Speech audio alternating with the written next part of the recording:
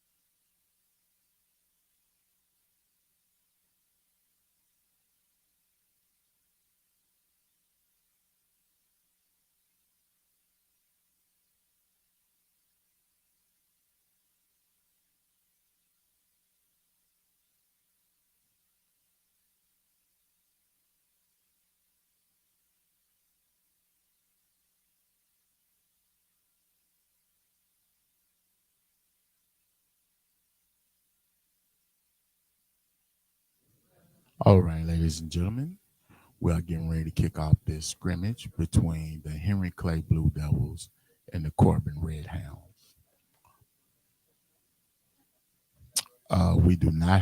We have the Corbin roster, but as you can see, they're playing in practice jerseys. So we'll just enjoy the show. We will be joined throughout the scrimmage by local high school coaches. Good evening. Welcome to John G. Heber Field at Dr. Robert Jake. And here we go. On the campus of Henry Clay High School. The 2022 high school football season is about to begin. Tonight we have a scrimmage, controlled scrimmage, between the Henry Clay Blue Devils and the Corbin Red Hounds.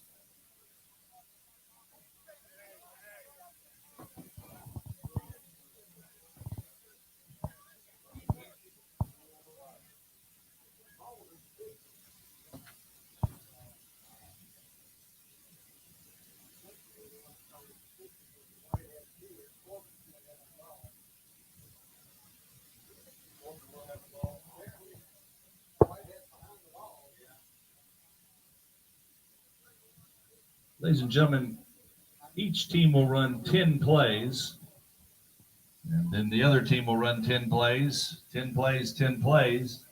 All right, as you heard, we're going to do 10 plays each.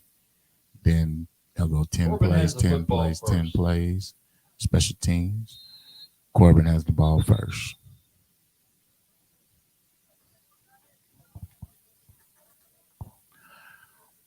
One thing I did notice, I talked to Coach Gay earlier this week. Henry Clay, they look bigger up front. So look for big things out of Henry Clay up front this season.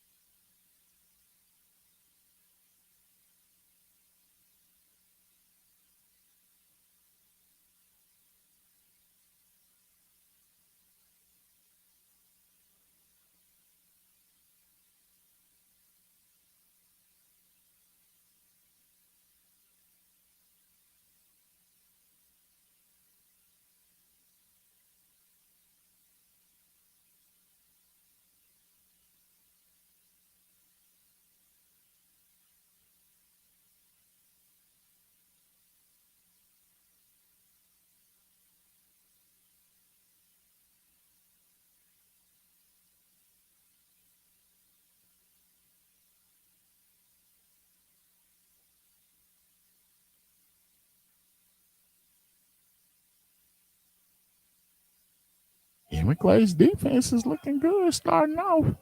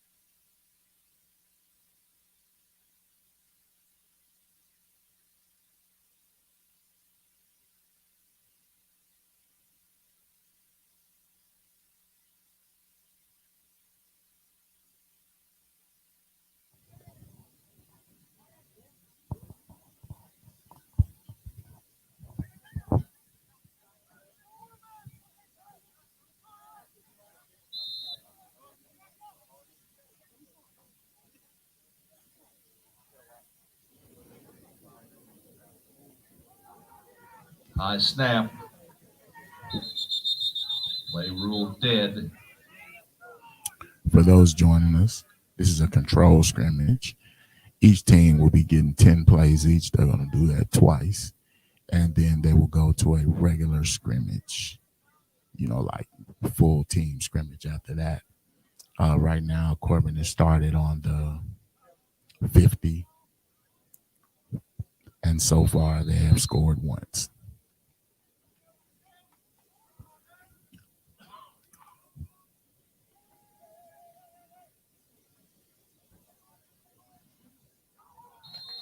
Corbin pass incomplete. I'll tell you what, you can definitely see the energy in Henry Clay. There's a different energy with Henry Clay right now under their second year under Coach Gay. So it'll be interesting to see how they do with him implementing his system and getting Henry Clay going. We plan to talk to Coach Gay sometime towards the end of this scrimmage.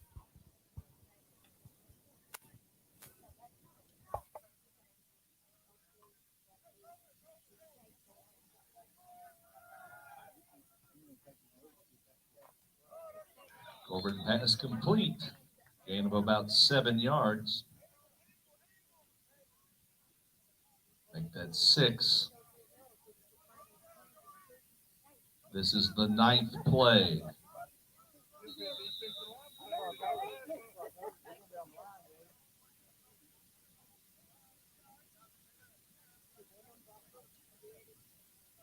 This Corbin team went 12-1 last year, losing in the third round of the playoffs to Johnson Central, the eventual state champions.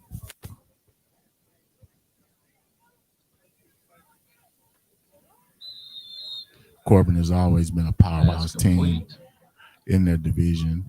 Knocked out of bounds. Gain of about 5 on the play. As far as our coaches, we'll be having coaches joining us starting at 6:30. We have scheduled Coach Doug Charles will be joining us from LCA. At 6:35, we will have Coach Hawks on from Tate's Creek. And at 6:40, we will be joined by Coach Lawson from Lafayette. So tune in to hear those coaches talk about their upcoming season. Running play, and enjoy a couple. This scrimmage.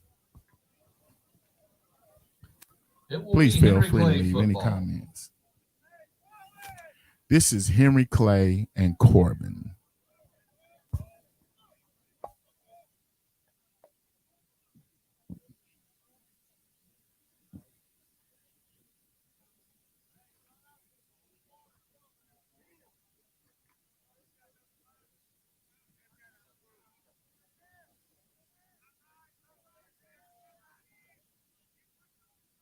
We get our first looks at the Henry Clay offense.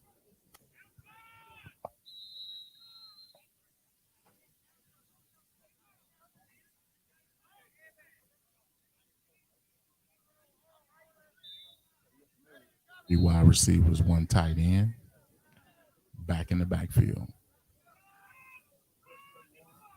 Henry Clay running play, loss on the play.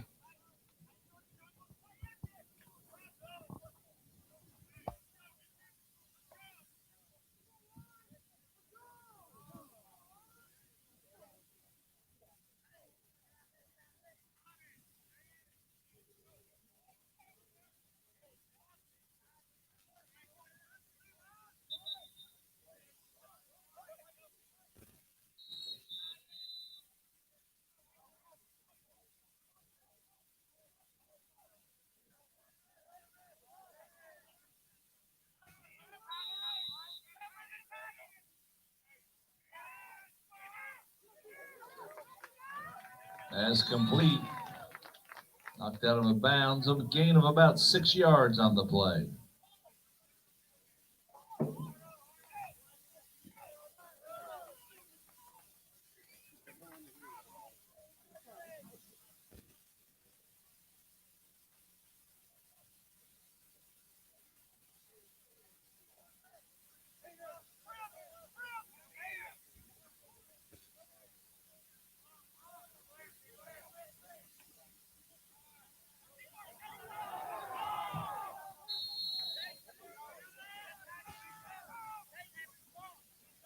Passer is blitzed.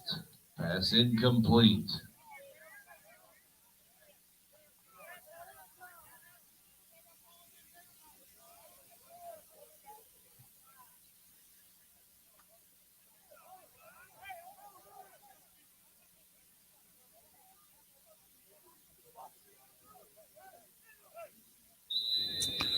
We do not have Flag on the rosters, play. and they aren't playing with numbers. They're playing in practice jerseys.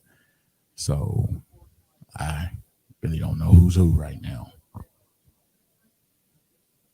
Dead ball and sportsmanlike conduct. Fortunately, my man Coach Bew won't be able to join me this evening. So you got Coach Truck all by his lonesome. I don't know if that's a good thing, y'all. He just put me out here like that. Ooh, direct snap to the back. We got flags on the play. Sweep around right in. Nice, Nice gainer. play. Flag on the play. And he is met. 2 flags on the play. Nice play. Question, we'll see what the flags are. You know, man, Coach Gay has taken over this Henry Clay program. The false start. False start against Henry Clay. And you can tell he's really starting to turn the culture around. The numbers are slowly going up. Things look good for the Henry Clay Blue Devils in the future.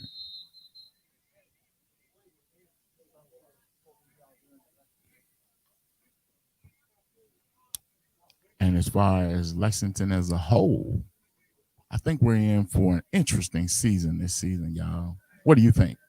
Who is your pick for the team to beat in the city?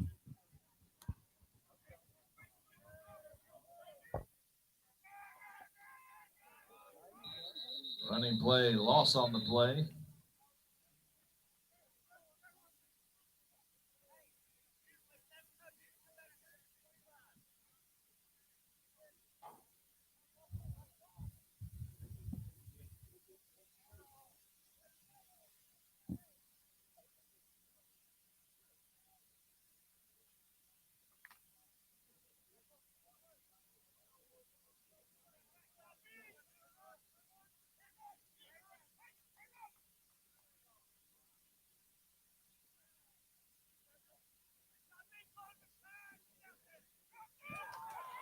Blue Devil pass incomplete.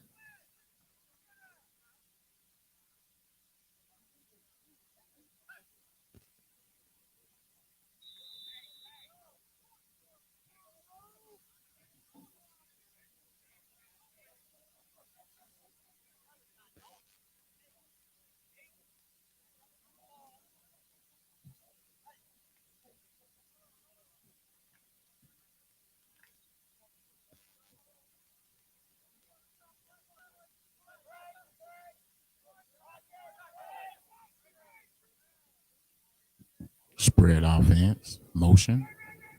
And he is Blue Devil met running at the play. line. Little or no gain on the play. Henry Clay's offensive line seems to be struggling early on in this scrimmage.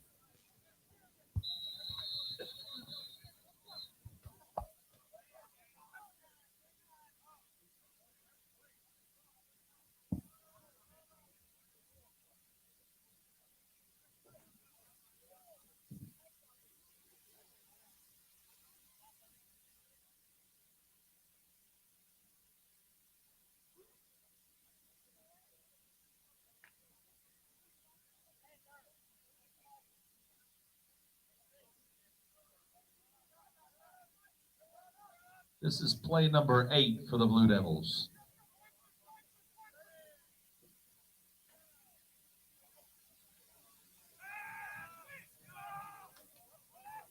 Pass is incomplete, broken up by Corbin.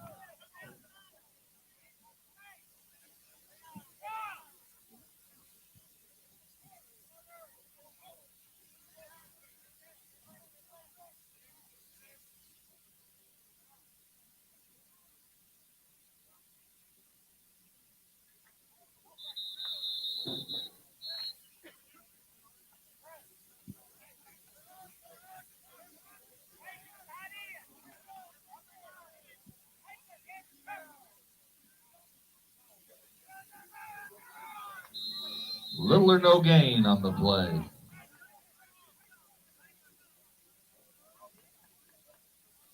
Henry Clay is struggling.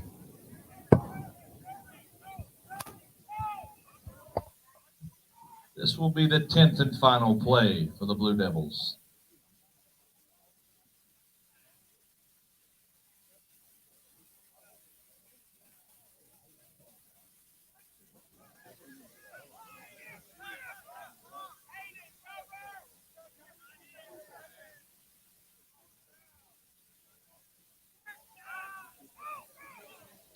Pass is incomplete.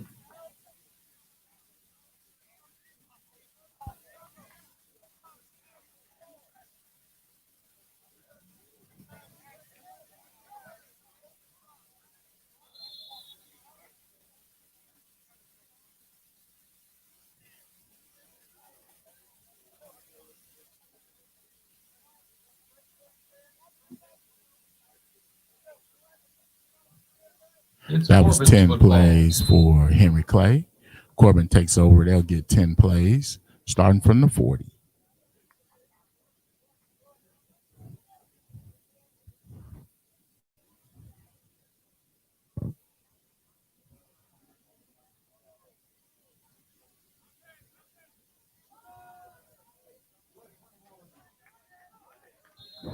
Nice run. Ball carrier gain of about 4 yards.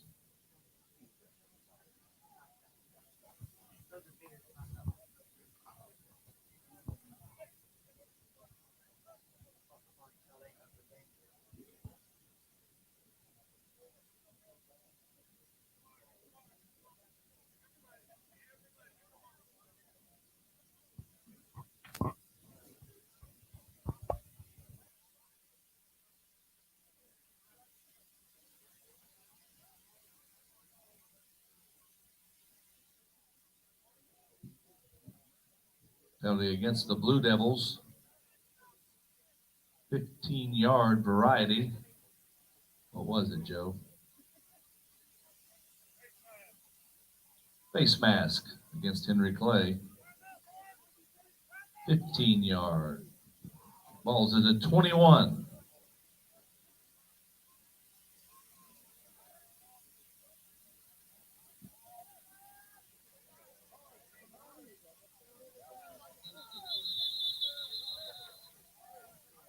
Quarterback keeper. The play is killed.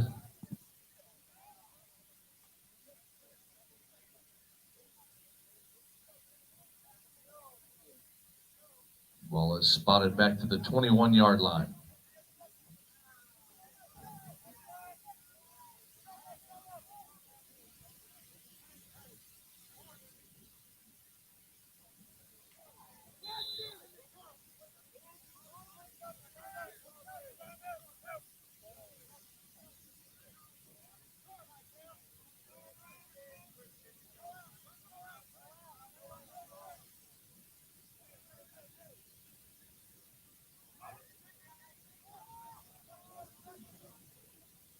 Corbin ball carrier down to about the 11. A 10-yard gain on that play.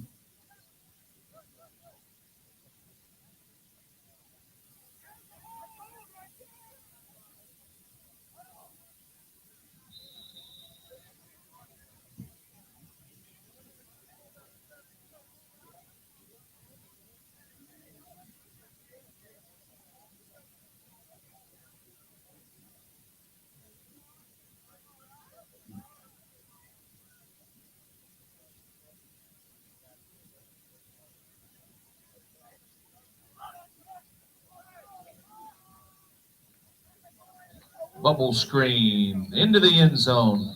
Touchdown.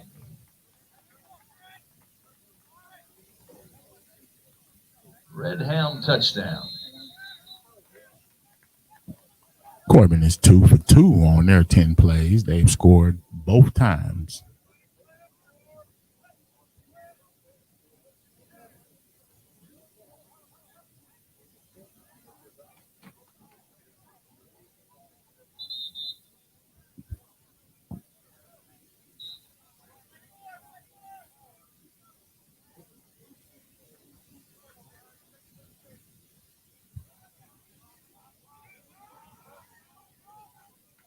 I believe this is play 5 for Corbin.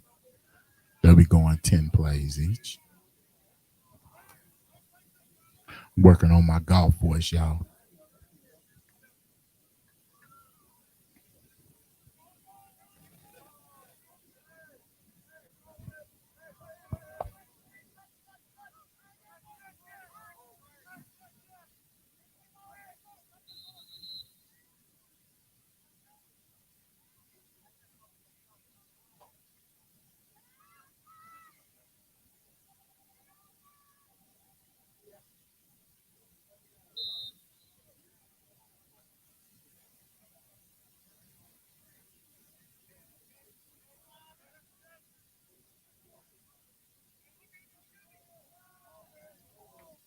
Corbin pass incomplete.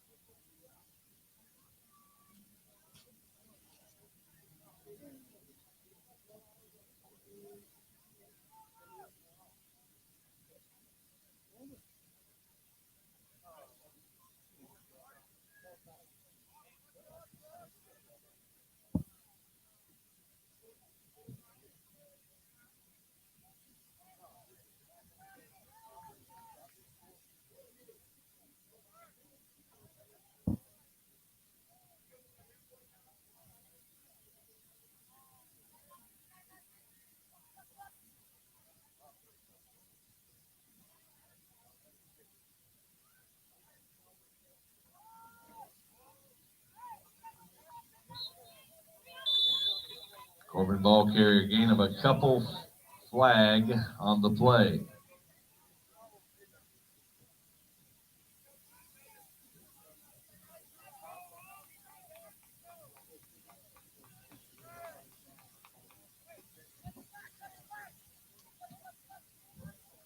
Personal foul against Henry Clay.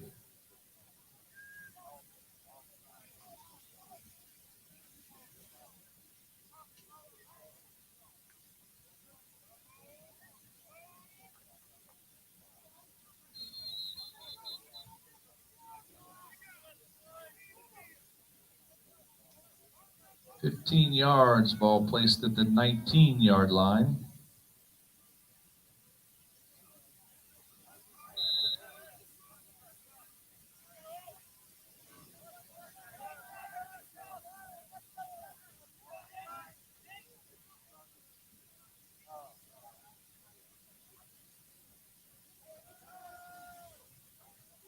Swing pass. Knocked out of bounds at about the 4.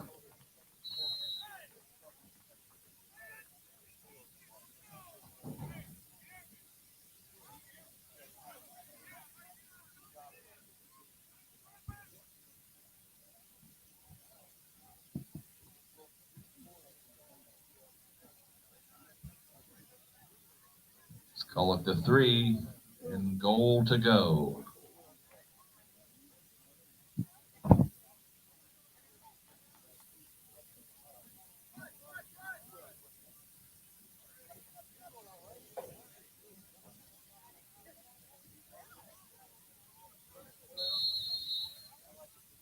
Corbin up the middle. Gain of a couple down to the 1.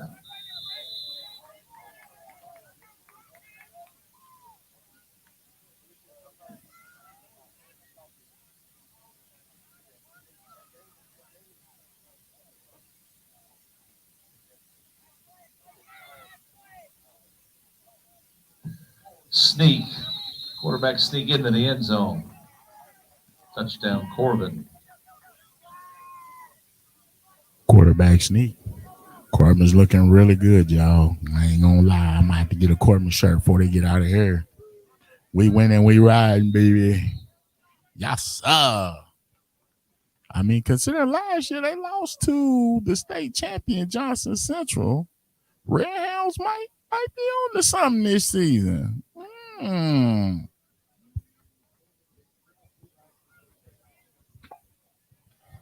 It's Henry Clay football.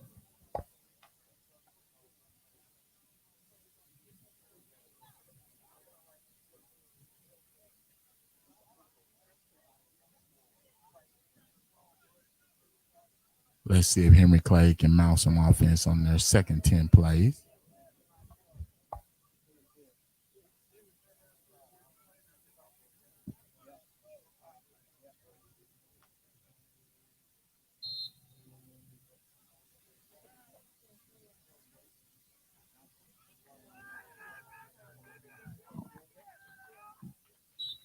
Henry Clay ball carrier loss on the play.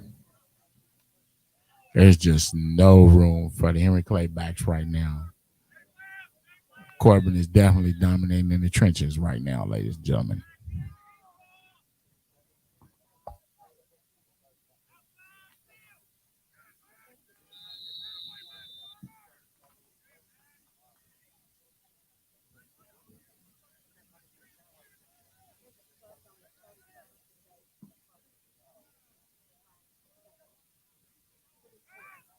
Swing pass complete.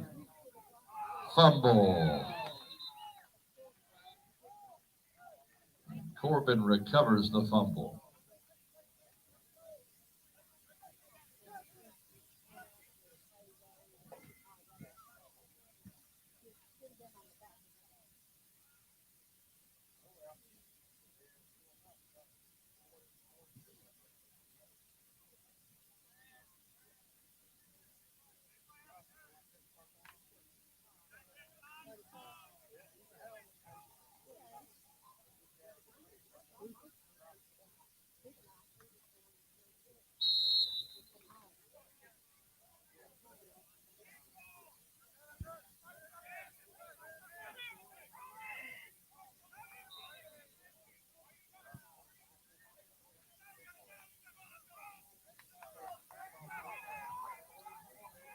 Blue Devil ball carrier tackled for a loss.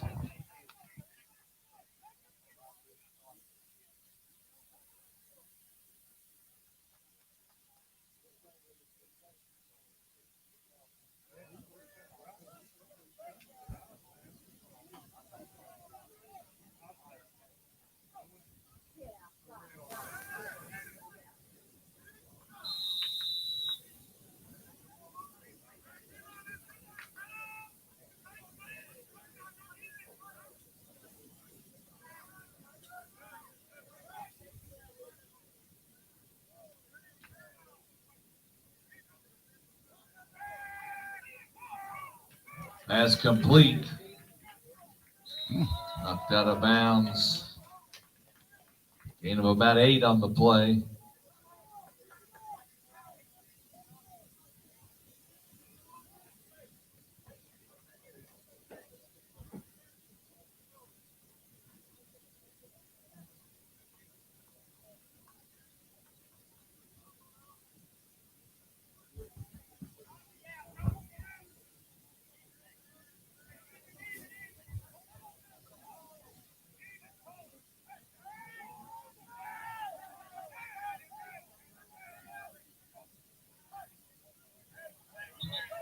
Reverse.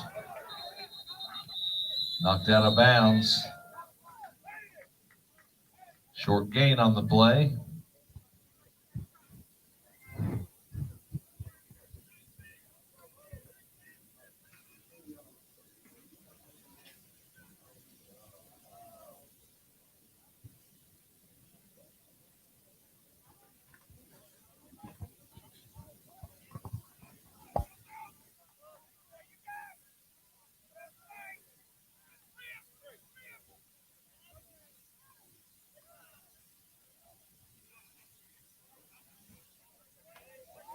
Blue Devil pass down the middle, complete.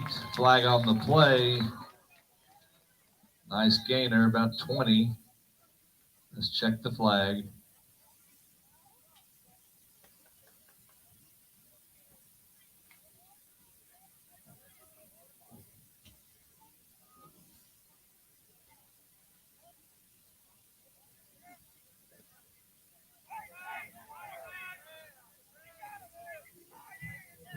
Ineligible receiver downfield for Henry Clay.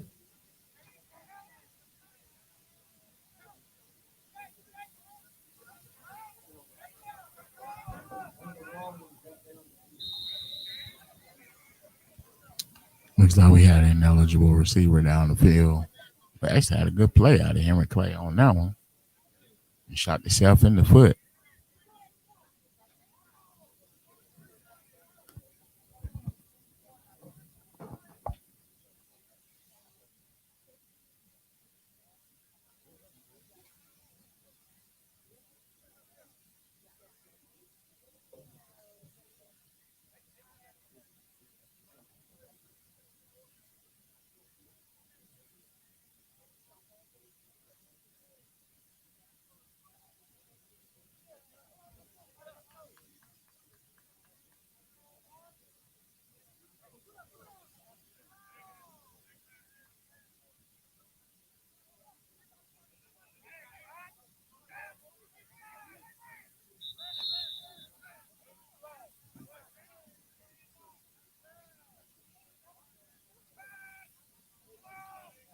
Blue Devil pass, incomplete.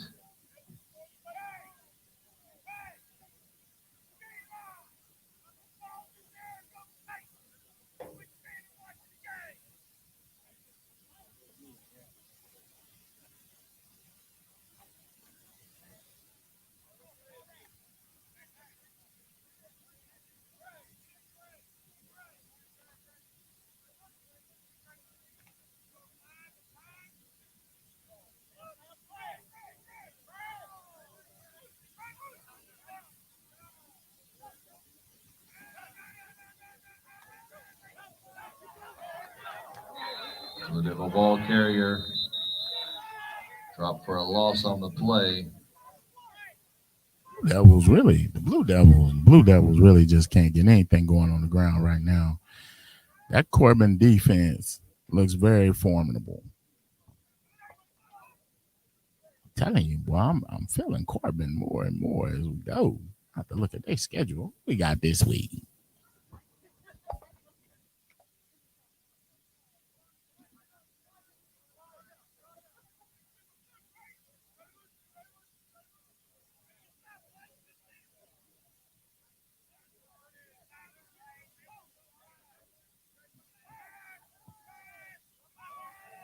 Pass is complete.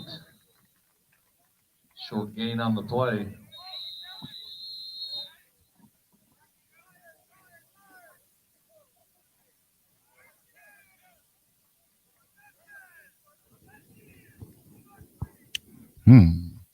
Looking at Corbin's schedules, Corbin will start the season off with Pikeville at the Cumberland Falls Pigskin Classic at 8 p.m. Then they got Whitley County, Franklin County. That should be a nice game. Pulaski County, another good team. Somerset's been down. Gain of 3. Simon Kitten, 6A power under a new head coach. Knox Central. Knox Central, they kind of a nice little team. Lincoln County, Wayne County, and Campbell County to finish out the season. I don't know, boy. We might go undefeated, y'all.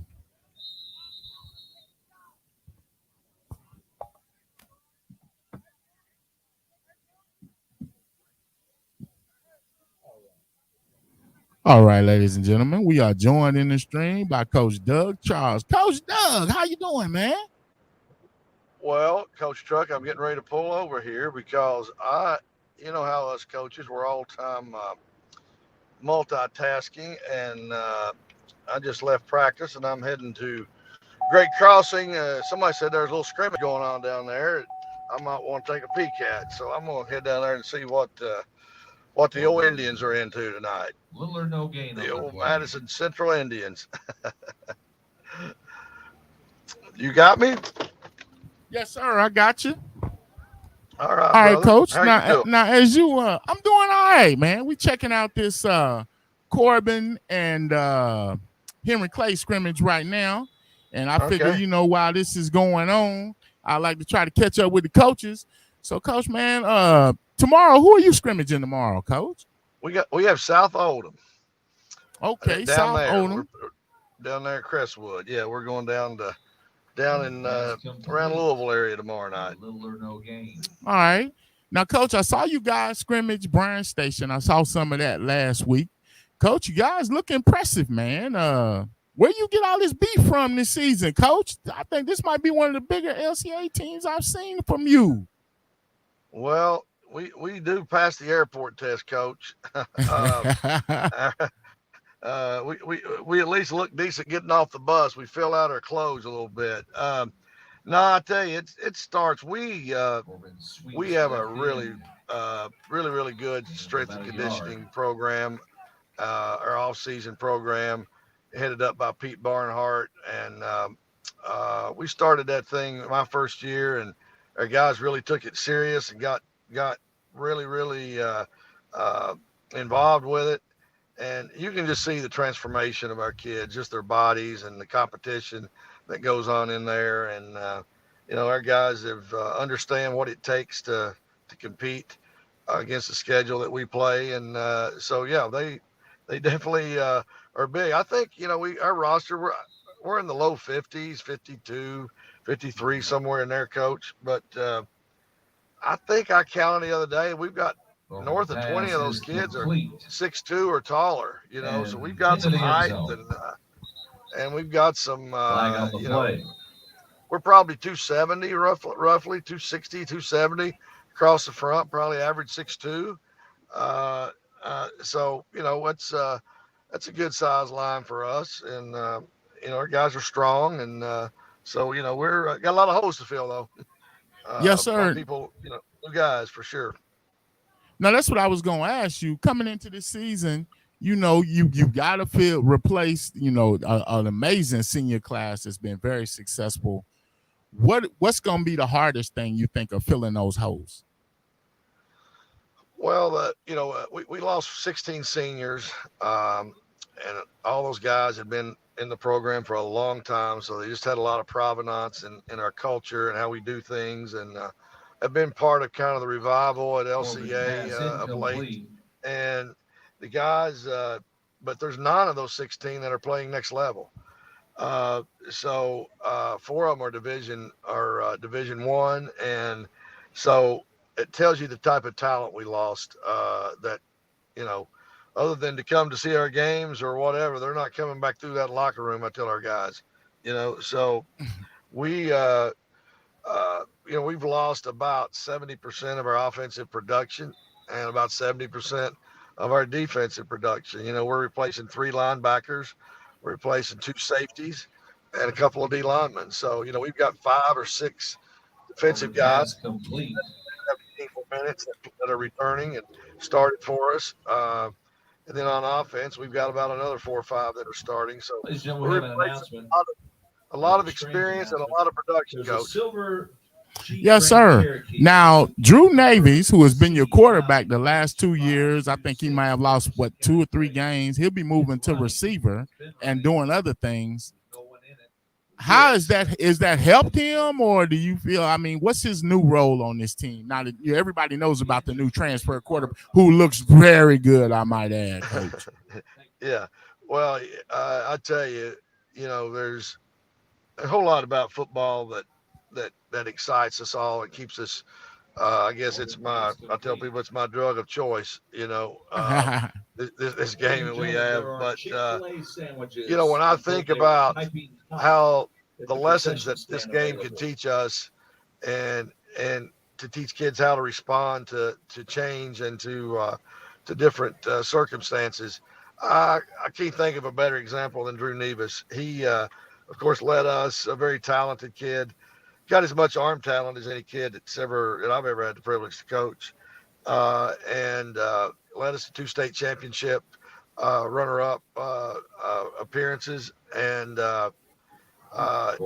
just took everything in stride. But it's so interesting that so many people were thinking that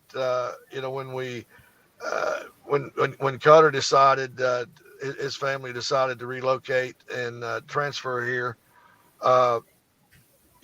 he and Drew were.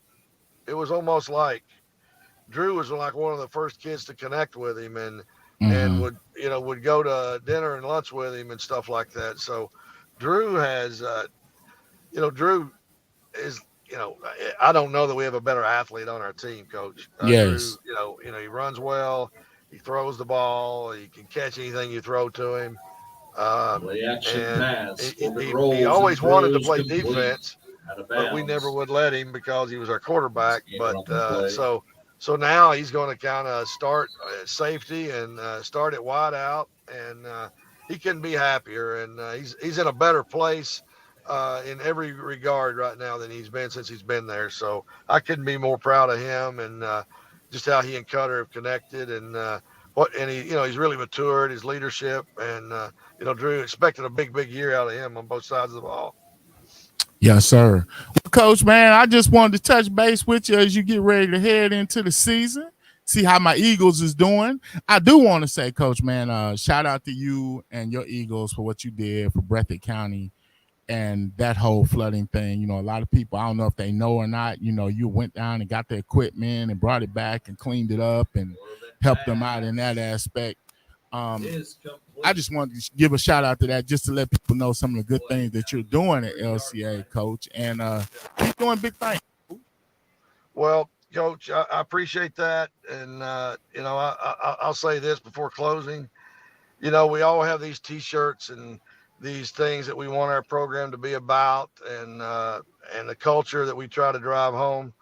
But I have to say, Sunday a week ago was one of my proudest days as a deal, because I really saw our culture and our football family, live and in person, doing the things that, just trying to make a difference and being the hands and feet of Jesus. I tell you, I couldn't be more proud of them. And Breathitt County, those guys are going to bounce back. A lot of people in East Kentucky are hurting, but we didn't want any notoriety for it, Coach. We just wanted to make a difference. And I said, I did several interviews and with the media and stuff. I said, I'll do this under the condition. I don't want this to be about us, but if it ignites and sparks some other people to do things, then it will serve its purpose. But, I can't wait to see those guys get back up. I told Coach Moore that we were going to just adopt them. So that's kind of what we've done. We've just said, you're not going to get rid of us. Whatever we can do to help get that program resurrected and get the community back up, and the program they take so much pride in, we're there prepared to help them in any way we can. So football's bigger than just what happens on Friday nights, for sure. Yes, sir. Well, good luck, Coach. Coach. See us, man. I'm gonna be there, Coach. I mean, 14-1 with our only loss being in the championship, Coach. We win and we riding. Looking forward to another trip to Kroger, Coach. Okay, brother. I appreciate everything you do, Truck. Take care, brother. Yes, sir. Coach Hawks, are you joining us? Yes, sir. That was a great conversation with Coach Doug Charles.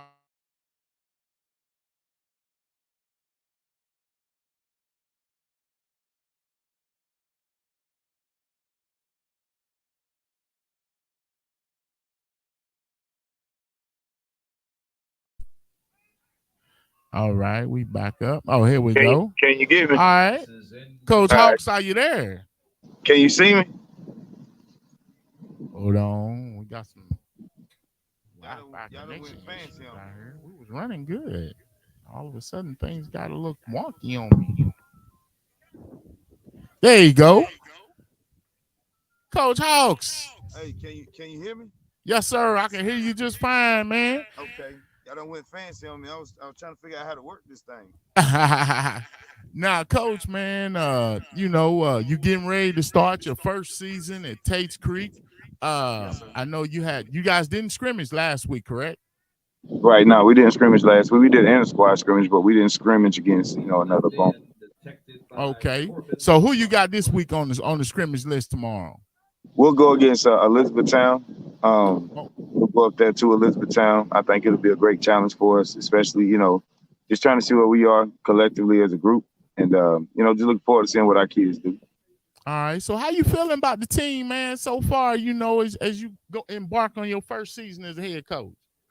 Um, I take every day in stride, and I try to make sure that I'm doing my best. I always talk to the kids about little things, and the little things come in different phases. So I think for me personally, I'm just looking forward to just seeing how many of our kids step up to the plate and just compete every single day. And like I say, it can't just be about the game of football. I challenge these kids in life. So, I'm always looking for little things, even in the way they walk at the school, just little things. So the kids, we had our first 6:30 practice this morning, and they all came and did their part, showed up on time. And a lot of kids are now starting to say, man, if you're on time, you're late. So now they're starting to get there about 30 minutes. Sometimes they beat me there, to be honest with you. And, and that when you start seeing kids do that, and they're taking pride in being at practice, I think that's when you start to see growth in the team. So I'm excited to see what our kids can do. All right, cool. Now, what are you looking for to see out of your team this scrimmage that you got coming up tomorrow? Just being clean. We done put a lot of things in. I try not to overload the kids when it comes to the game of football. I try to make it simple as possible. And that way they can play faster. I feel like when you have that simplicity about your offense, and then same thing with your defense, you can create some different things and use your athletes in a different way where they're able to, just play fast. We have a lot of speed. And I don't want to brag and say it's a lot of speed, but I think, we got a majority of our track kids that are playing football that they know how to run. Let's just learn to utilize that on the football field. So I just want to see the kids play fast. You know what I mean? Yes, sir. Yes, sir. So, I guess, man, what's your expectations for the time? You kind of broke that down, but what would you consider to be a successful season in your first season as a head coach? I'm weird, in a way of like, I don't really look at wins and losses. I can't stand losing. You know what I'm saying? And so, I'm competitive, but I'm not one of those people that has an ego. So, for me, it's about these kids. It's about what can I do every day as a coach to be better as a coach to them, but also as a coach to, as a person, as an individual. How am I doing to support their families and their moms and dads and making sure that their siblings and everybody else knows that it's not just about myself, it's about them as well. So, we're doing some little things.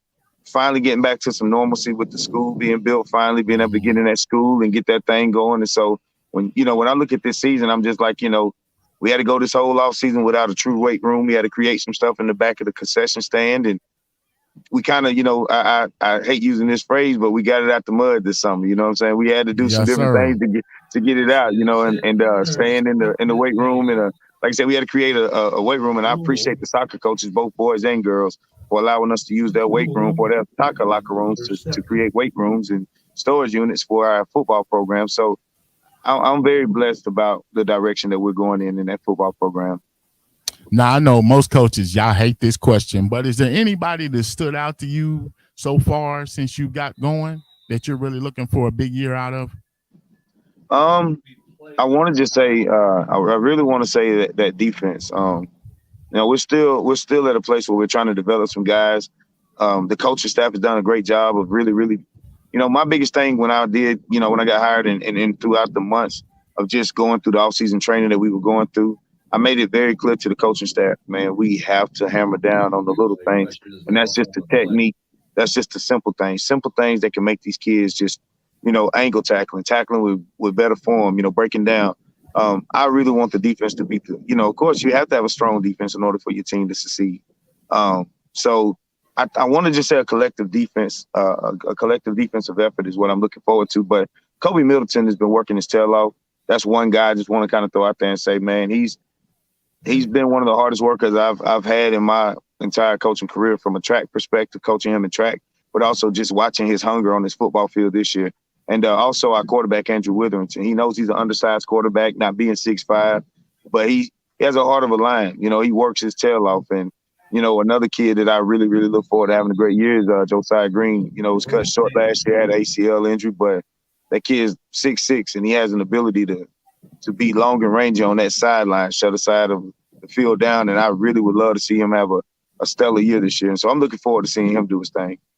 All right, Coach. Well, man, we appreciate you for joining us. Looking forward to big Always. things. Good luck tomorrow in your scrimmage. Hope you come out healthy and everything. And we'll Yes, definitely sir. be checking you out this season, Coach. Hey, I appreciate y'all. Like I say, always, I appreciate everything y'all doing for the kids as well. All right, Coach. Thank you. All right, now. All right, y'all. Up next, we got Coach Lawson from Lafayette doing big things. Coach. Yes, sir. All right, Coach, you always in the office, Coach. Well, you Coach know, be putting in long hours, man. Yeah, sometimes I get that little extra work in. So once we get done with our day-to-day, I got to do my stuff to make sure everything is running smoothly, sir. Yes, sir. Now, just like I was talking to Coach Hawks, you guys didn't scrimmage. Did you scrimmage last week? Did you guys have a scrimmage last week? No, sir. We have just chosen to have one scrimmage this year as we're still trying to develop some players. So as of right now, we're going to go out to Bourbon County tomorrow, and we are going to scrimmage against them, and they're going to be a great test for our team, and I'm looking forward to see what my team can do. All right, Coach. Now, I was out there last week, just checking you guys out this week. And one thing I can say, man, you have definitely changed, like, the whole vibe. Like, just being out there, it's just a whole different vibe as far as practice, the numbers, everything. Like I say, you even got players that came out from other sports playing. How have you feeling about this team and what you've done so far?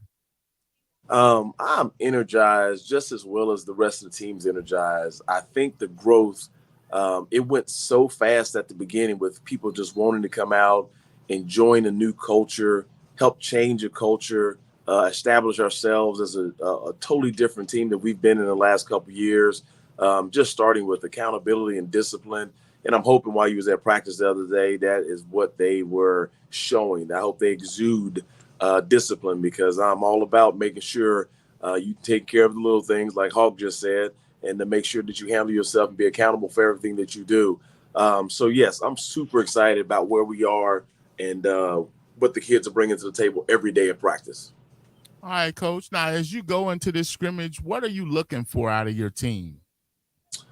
Developmentally, I'm looking to see the progression of where some of these young players have gone, see how much they, the reps in practice, see if they can take it to a live action scene and still produce the way they have been in practice.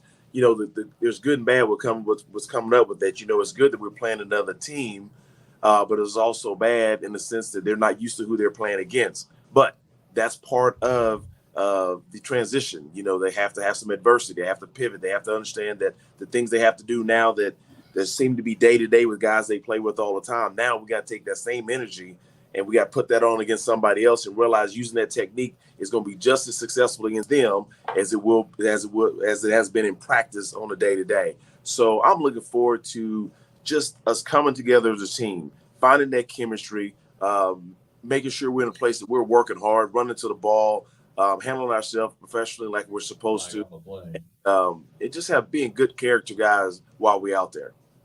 Now, the one thing that me and Coach Buell talked about was how have you or what have you done to kind of help change the culture there? I'm pretty sure, they faced a lot of adversity and it's going to be kind of hard, just to get them to, I don't know what you want to call it, just keep them in that positive mindset. I do notice that that's there.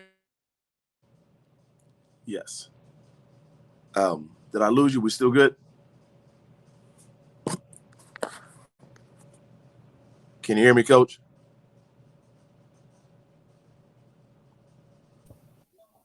There we go.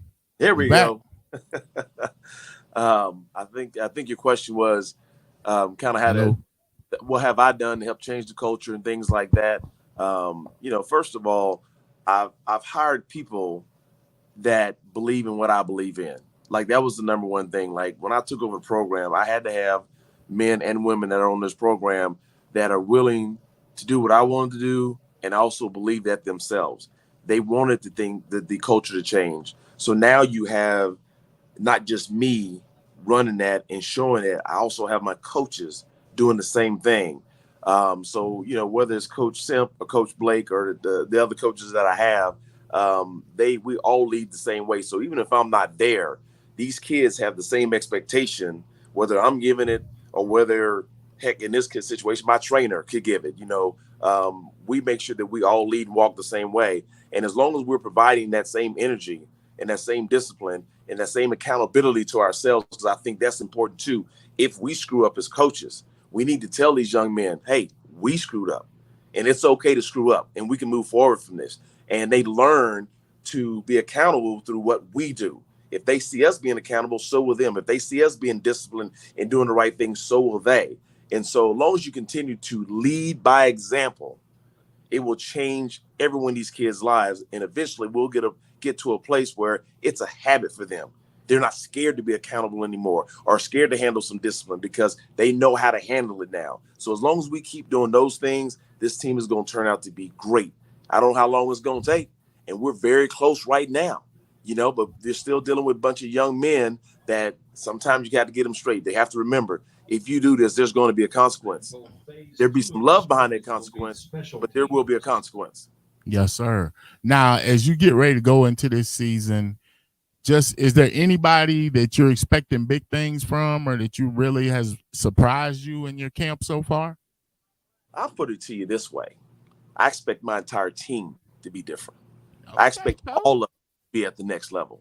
I expect them to handle themselves better than they ever handled themselves before. I expect them to play at the highest level like they've never done before. I expect them to work as hard as they've ever done and put out every bit of effort they need to every time they're on that field.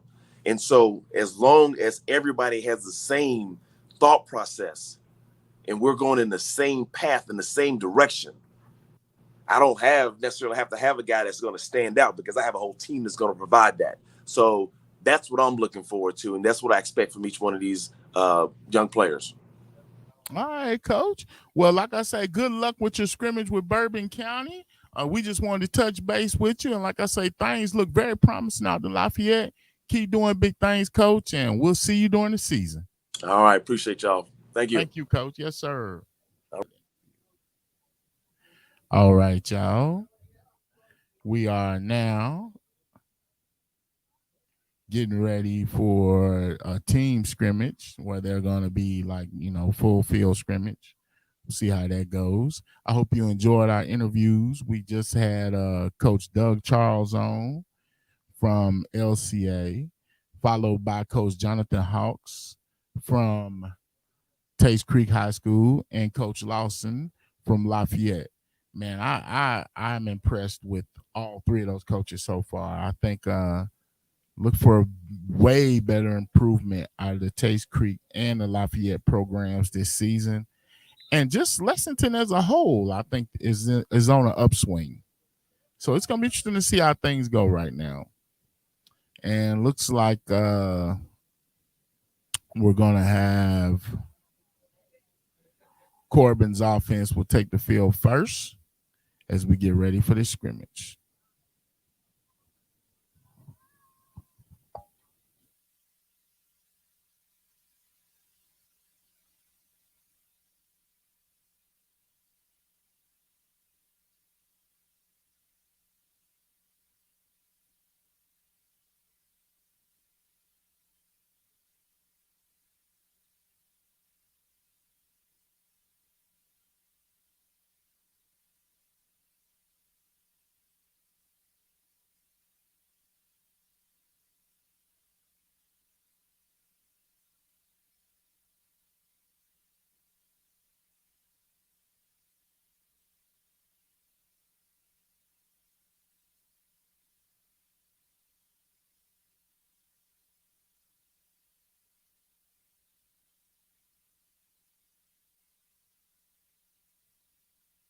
All right, ladies and gentlemen, as we get ready to watch special teams, we will be joined by Bryan Station head coach, Coach Phil Hawkins. Coach, what's going on? My defenders, right? Yes, sir. Always good to touch base with my defenders, Coach. Coach, man, I seen us at the scrimmage, first scrimmage. We was playing, perennial power LCA, Coach. I think we held our own, Coach. Defense looks like we're gonna be all right. Yeah, I think that we did some good things certainly, and that's what those scrimmages are for, just to make sure that Into the end zone. get yourself prepared as these scrimmages go through, and get ready for the first week. And, we played a lot of guys in some different spots just to take an honest look at them, and got some great things on film. And I'm proud of the guys, and they just went right back to work to get ready for this week's scrimmage. All right, Coach. Now, who we got on the slate this week, Coach? Frank, we're going down to Frankfort, to my alma mater, Franklin County High School, and scrimmage with Coach James and those kids, and that'll be a good environment, and they've certainly got a good football team, and we look forward to doing that with them tomorrow night. All right, Coach. Well, that's one thing. You don't take it easy on us nowhere in the schedule, Coach. No. We feel like if we're going to be the team that we plan on, the level we plan on taking this program to, that's what you've got to compete with. So, our scrimmages are tough, and certainly our first few games are as tough as anybody's in Kentucky. 39 yards. Okay. Now, when you go into the second scrimmage, what are you looking to see out of the team, and what are you looking to get to have a successful scrimmage? Well, the main thing is, we took a look at the film from the first week, and so how well have we repaired some of those issues that we had, and personnel changes we may have made because of what we saw in the scrimmage, and so we go into this, with the intention of it being as close to a game situation as possible, and it's we're going to do 3 quarters with them as a game style situation tomorrow night. So, hopefully we got a lot of our pieces close before our big first game. All right, Coach. Now, what do you think has been the biggest improvement of your team from last season to this season so far? Well, honestly, I think that the kids are in a lot different physical condition. One more year in this program, and the way we treat conditioning in the weight room, and then I think we're starting to get the maturity we need with, this junior class. We're freshmen, my first year. So I feel like they've matured and have a lot of game time under their belts. And, the buy-in is still there, and the kids work hard. So, I think we're steady as you go. We need to take it to a different level. All right, Coach. Now, you say take it to a different level. Is there anybody that you're kind of leaning on, or, that you think expecting to have a good season? I know y'all hate that question. I know y'all hate that question because well, let me tell you, I can answer that reasonably. So we have some household names in regards to recruiting right now that people are familiar with. The Jason Hawkers and Damon Green and JT Haskins and the Fraser twins. But I think we are starting to find some kids that may have been flying a little bit under the radar that will really help us out. Isaiah Watts, he's been amazing. Yes. He'll be his 3rd year as a starter, and he's a tough kid. We expect a lot from him. Of course, Trenton Cutright, we still expect for him to progress and do great things. And we've got a ton of supporting cast on this roster, and they've all gotten bigger. The O-line has grown and matured. So, I just expect a lot from everybody. Yes, sir. I just want you to know, Buford Green just chimed in. Apparently he's watching. He said, I'm glad I stopped mistreating you, Coach. Yeah, and invited you on. Coach, I've always had your back. I love my defenders. Coach, man, it's big things. Now, how do you temper that? You've had some success, early on. And now I think this year is kind of looked at as maybe the breakout year for Bryan Station. You're already ranked early postseason as high as 4, I think I've seen. How do you kind of temper that to be like, keep your team grounded, so to speak?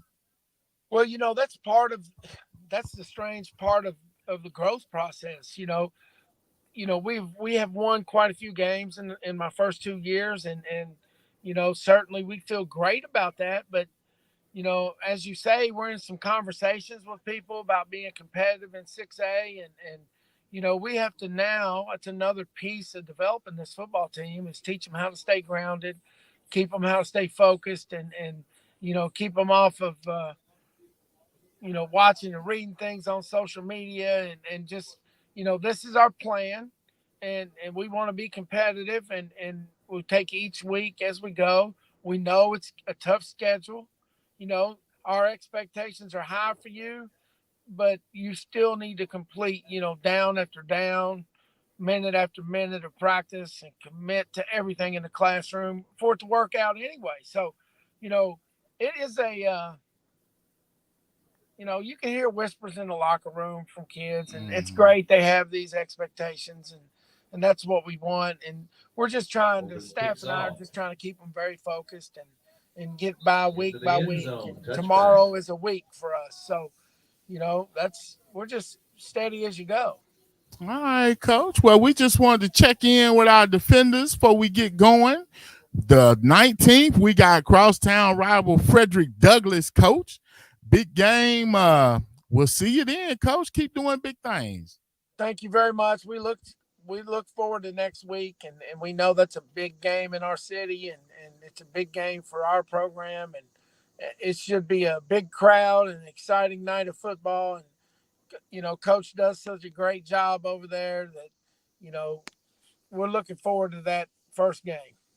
All right. Take care, Coach. Thank you. Have a good evening. You too. All right. We're going through special teams right now at the scrimmage. But joining us now, we got Coach David Jones from Bourbon County. Coach Jones, are you there? I'm here. Can you see me? No, we ain't got a picture right now. Oh, okay. I don't know what's going on. Well, that's all right, Coach. We're just glad to have you. You know what I mean? I think last season I might have messed your name up just a little bit, Coach. Hey, it's all right, man. I need to do something on coaching these guys up to make sure you don't forget it. That's all it is. Now, is this your third or fourth year there? I'm going into my fourth year. Okay. Now, Coach, man, I know the fourth year, and you kind of came in right when COVID hit and everything. So you're finally kind of getting back to normal.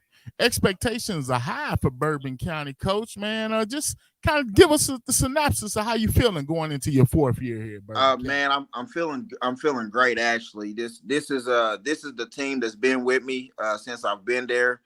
This is the senior class that we've all been working with since day one, and we're finally going to get to see all the hard work we put into and all the hard work they put into. Also, we get to see our product on the field. We've been seeing a little bit.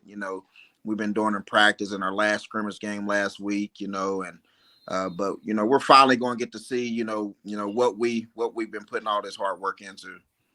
All right, Coach. Now, this week you got Lafayette. We talked to Coach Lawson earlier. He was talking about they got y'all coming up with this scrimmage. Mm-hmm. What are you looking for out of your team for this scrimmage? Oh man, I'm looking to see if we can tackle better. That first scrimmage was a little nerve-wracking because a lot of teams don't tackle in practice and all that, and we're just trying to find out and see where our kids can fit. And we got a couple new kids out from the baseball team and the basketball team, and we want to see where they fit in with the rest of the guys, and try to wrap things up before we play West Jasmine next week. Now, how's your numbers been this season, Coach? You say you had some baseball players out. Yeah, they're okay. We got around 38 kids, and a lot of people think because we're 4A, we're not a 4A school. We're actually going to be 3A next year. Mm-hmm. We're not a 4A school at all. And we've been playing and competing in this 4A whenever we're a 3A school. But we got about 38 kids now, and I know we're going to get probably about 6 or 7 more. After this scrimmage game. That's how I'll let them come out after that. We'll get a little bit more, but our numbers is looking okay. A lot of people see that we have 38 to 35 kids and say, oh God, because they're in 4A, but we just get out there and we go compete and just no, we don't complain, we just go play ball. All right, coach. Now I know you. They didn't do you no favors putting you in that district, though, They coach. sure I ain't didn't, gonna did they? lie. Somebody don't like you down there. Hey, they You done sure did something. they said they said he from Belfry. Let's get I was him. finna say that must be that Belfry background. Now, speaking of Belfry, man, and we know a lot of stuff has been going on in Eastern Kentucky. How did Belfry come out? How did they do? Oh, it was okay. They didn't get hit like Breathitt and like more of the southeastern Kentucky areas did. I know that on the West Virginia part side of Belfry though, they got hit a little bit, but it wasn't nothing like what Breathitt and Hazard and that area, Perry Central and all them, like they got hit. So they was pretty lucky, as far as that, because it's normally they're getting hit with everything, and with the river we got over there, but they was fortunate enough that didn't get hit pretty bad. Okay, yeah, I talked to your co-host Daryl. We had asked if there was anything we could do. I know you guys were loading up the caravan and sending, water and drinking supplies and stuff. I just wanted to give a shout out to that, man. But as you get ready for this season, Coach, man, you got anybody we should be looking out for? You think gonna have a big man. year? Hey, Coach, we got some big dogs. I'm not even gonna sugarcoat it. They not gonna get hit. And I know a lot of coaches like to go in hiding players. I'm the type. If you're a dog, you gotta carry that. You gotta carry it, and you gotta carry yourself like it on and off the field. But we got a Kentucky Wesleyan commit, Cam Santiago, wide receiver. Okay. We got another Kentucky Wesleyan commit, linebacker Cameron Goodwin. 39-yard field we got our quarterback good. Clay Estes coming back. And I'm gonna tell you right now, so you already know we got the best running back in 4A, and I'll say he's the best running back in Kentucky, Josh Moody. Okay. Yes, and y'all see him.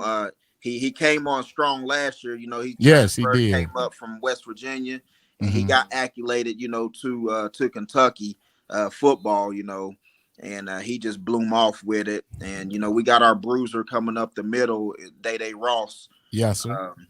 And another cat we got it. A lot of people, starting to see on Twitter and blowing up is Marcus Floyd. Yeah. And I mean, we got some big dogs that deserve a lot of recognition and that deserve everything they've been doing. They've been putting in the work. Like I said, I've had all these cats since they was freshmen, sophomores, and they've been putting in the work. And I know they're ready to get out there and do what they need to do. All right, Coach. Well, we was just checking in with the Bourbon County Colonels. We'll definitely be down to see you. Yes, that sir. First game against West Jasmine, that should be a barn burner, Coach. So yes, sir. Keep doing big things, and we'll stay in touch, Coach. I appreciate you guys, man. I appreciate everything y'all do for Central Kentucky, man. It's big time. Thank you, Coach. Appreciate you. Appreciate y'all. Yes, sir. All right, we are in special teams phase of this scrimmage. Appreciate y'all for joining. Hopefully you enjoyed our conversations we had with the local coaches coming on. We've got some more scheduled for the second half of this scrimmage. We got Coach Wes Johnson should be coming on and joining us. And we've got Douglas Coach McPeak sometime during there as well. So we call this the football frenzy. Corbin's got a nice kicker, y'all. Man, I'm trying to tell you, baby, I might just be a red hound cutting this season. We win and we ride. Coach Bew, I hope you're out there. If Corbin's playing, I'm picking Corbin. That reminds me, this season, I got to get my title back, man. I lost to Coach Bew and Coach TB in back-to-back seasons if y'all have not been paying attention to our Thursday shows. Also, something I want y'all to be on the lookout for. This upcoming season, we will be broadcasting live. Our plan is to do a game day, Big Things Game of the Week pregame show. At our Game of the Week, we will be live doing our thing. I know it ain't as interesting without my man, Coach Bew, right now. But he will definitely be with us. This was an impromptu thing. Right now, just enjoy the special teams, y'all.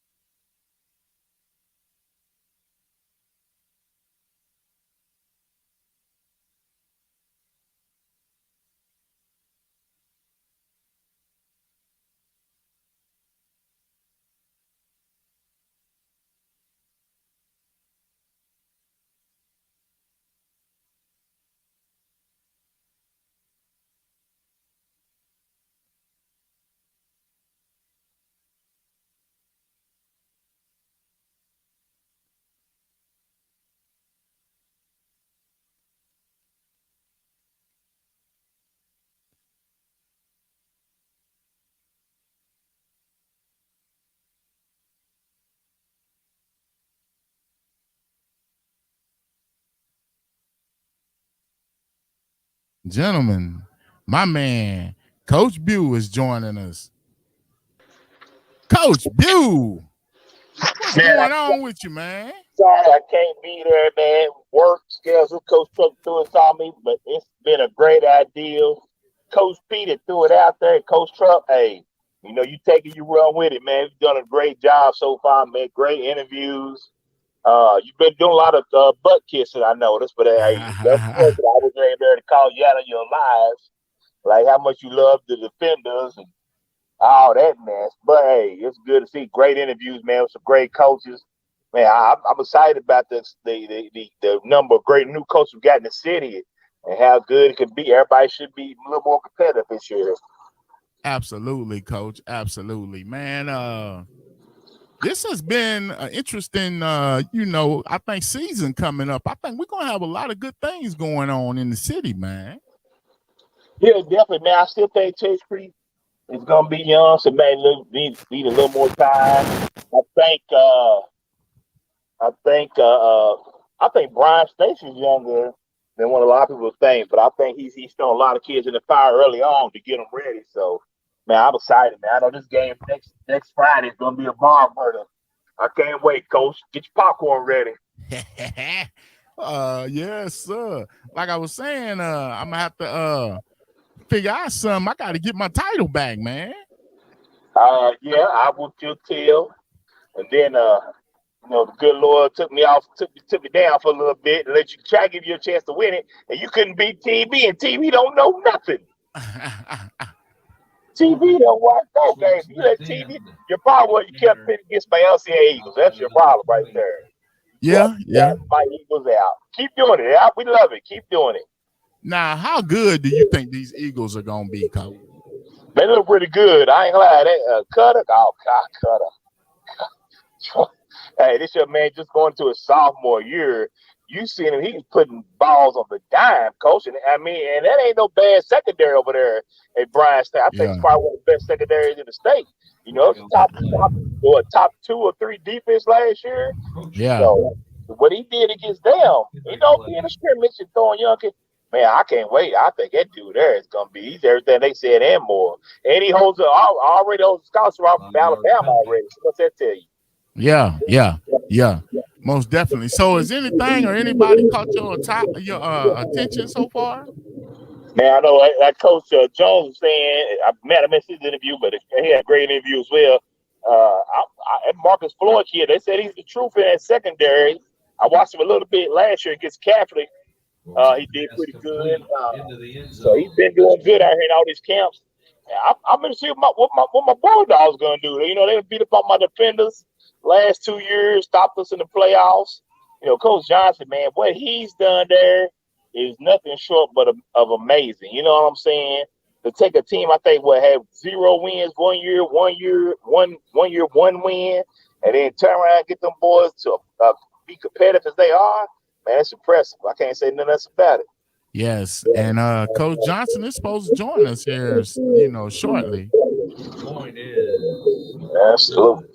So far, what are you liking about Henry Clay? Henry Clay is a young team, and I'm gonna say this before I let you talk. I was on a school bus, and there's a million looking athletes on my bus right there with him. Hey man, y'all look here. Demetrius Gay is not only one of the best coaches in the state of Kentucky, but he's one of the best men I've ever met. So parents, if you're not letting your kids play for this man, you are missing out on somebody with great qualities, a great person, a family man, an educator, and loves kids. And he's going to teach the kids to play the game the right way. Y'all lose it. I know people ain't happy about this and about that. It ain't all about wins and losses, man. It's about getting these young men ready for life. You know what I'm saying? So, but he's one of the great coaches out there. So, yeah, get them kids out there playing. Get out there and play. Quit walking around the hallway. Quit going home every day. Get out there and play some football. I'm off my soapbox, Coach. I'm off my soapbox. Absolutely, Coach. Man, like you say, they're young, and like all the teams, you could definitely tell that there's gonna be an issue. Just the line. You're only gonna be as good as you can get your line. And right now, you can tell that Henry Clay has got a young line right now. Lots of pressure on the quarterback. That's big. I think Stacy's line's kind of young too. Yeah. And like you said, everybody around the city, I think, has young linemen. And that's the thing about it, man. We got to realize in these younger age levels that you taking a big kid, put him in the backfield, you're not helping that kid in the long run because eventually that kid is going to be a lineman. Let's swing him all the way down. Yeah. You know what I'm saying? But, we got to start getting these kids prepared at the youth level we do. But you love linemen. You've been coaching linemen forever. You're one of the best lineman coaches I know. So, we got to start getting these kids ready so they can get to high school. It's more putting in your system. And, part of what Meach now having to do is just reteach these kids, just teach them how to block pretty much. Mm-hmm. Absolutely, Coach. And then, of course, but I will say this, though. Corbin is a beast. Corbin's going to definitely contend for this 4A title. I believe they're 4A. But, Corbin looks really nice. So this is definitely a good test for Coach Gay's team right here. Yeah, I know, Coach Gay. I think you should pick the better scrimmage. You should pick some bums. You wouldn't have picked the powerhouse boy. Let's say, Coach. Man. Yes, but the good thing is it's Thursday. We can kind of get some film work in, and now we get ready for next week. Nice run, baby. The Snow Henry Clay's got young man just committed to Austin P, correct? Yes. I interviewed him, talked to him earlier. I'll be putting that out soon. So that's big, man, right there. So let you know, it don't matter where y'all play it. If you get out and do the work, listen to your coaches, they gonna find you. You know what I'm saying? They gonna find you. Absolutely, Coach. The Miller kid's also a basketball player. That's another thing. Listen to Coach Jones when he talked from Bourbon County. Hey, look, y'all kids in these other sports, get out there and play something else, man. Get out there and play multiple sports and give it a chance to see what you come up with. You'd be surprised, man. Some kids, think baseball they sport, come out there and find out they a heck of a receiver. You know what I'm saying? So give these other sports a chance. And that's one thing I noticed when Coach Lawson, when I was out to Lafayette, he had a lot of players, a lot of kids come out from different sports. He had some baseball players, basketball players show up to play. So it's definitely things, man. The more sports you play, the better off you're going to be as an athlete. Absolutely. Back when we was coming up, you played everything. Well, you didn't because you was terrible at everything but football. You played bad. I was a pretty good athlete for my size, Coach. You was a forward. Sleeping on the big guy, Coach. Coach, I was a big player. I can say to myself, I don't know about you, Coach. I did. You do remember we played basketball together. I was going to say, you don't remember my crossover, Coach? Oh, Lord, I'll tell you what, like you was having a seizure. I didn't know what it was. We stopped the game and everything. Coach, you came on right on time. Guess who's finna join us now, Coach? Who we got, Coach? My man, Coach McPete from the Frederick Douglass Broncos. Coach McPete, what's going on, Coach? Hey, not much. How are you all? All right, Coach. Now, what we gotta say next? Go ahead, Butte. Before we get started, Coach Pete, we got to get in the gym with you. Coach Pete, you look kind of sexy, Coach. I ain't going to lie. You out there hitting the gym. I feel bad. Roll over, look at the clock. Coach already did 2 miles. I'm like, it's terrible. It's terrible. 2 miles, Coach. Coach be doing 5 miles. Trying to. The early part. Trying to. During the season, I got a lot of those steps in, that's for sure. Yes, sir. Go ahead, Coach Truck. I'm sorry for cutting you off. Okay. Now, last week, you guys scrimmaged Lexington Catholic. Like you say, you played a lot of younger kids. But, Coach, you seem real intense, Coach.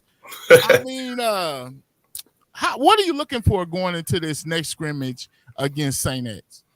Obviously, we're going to play our, older guys a little more, try to get, a little bit more game shape. The thing I'm looking for is we're going to make some mistakes.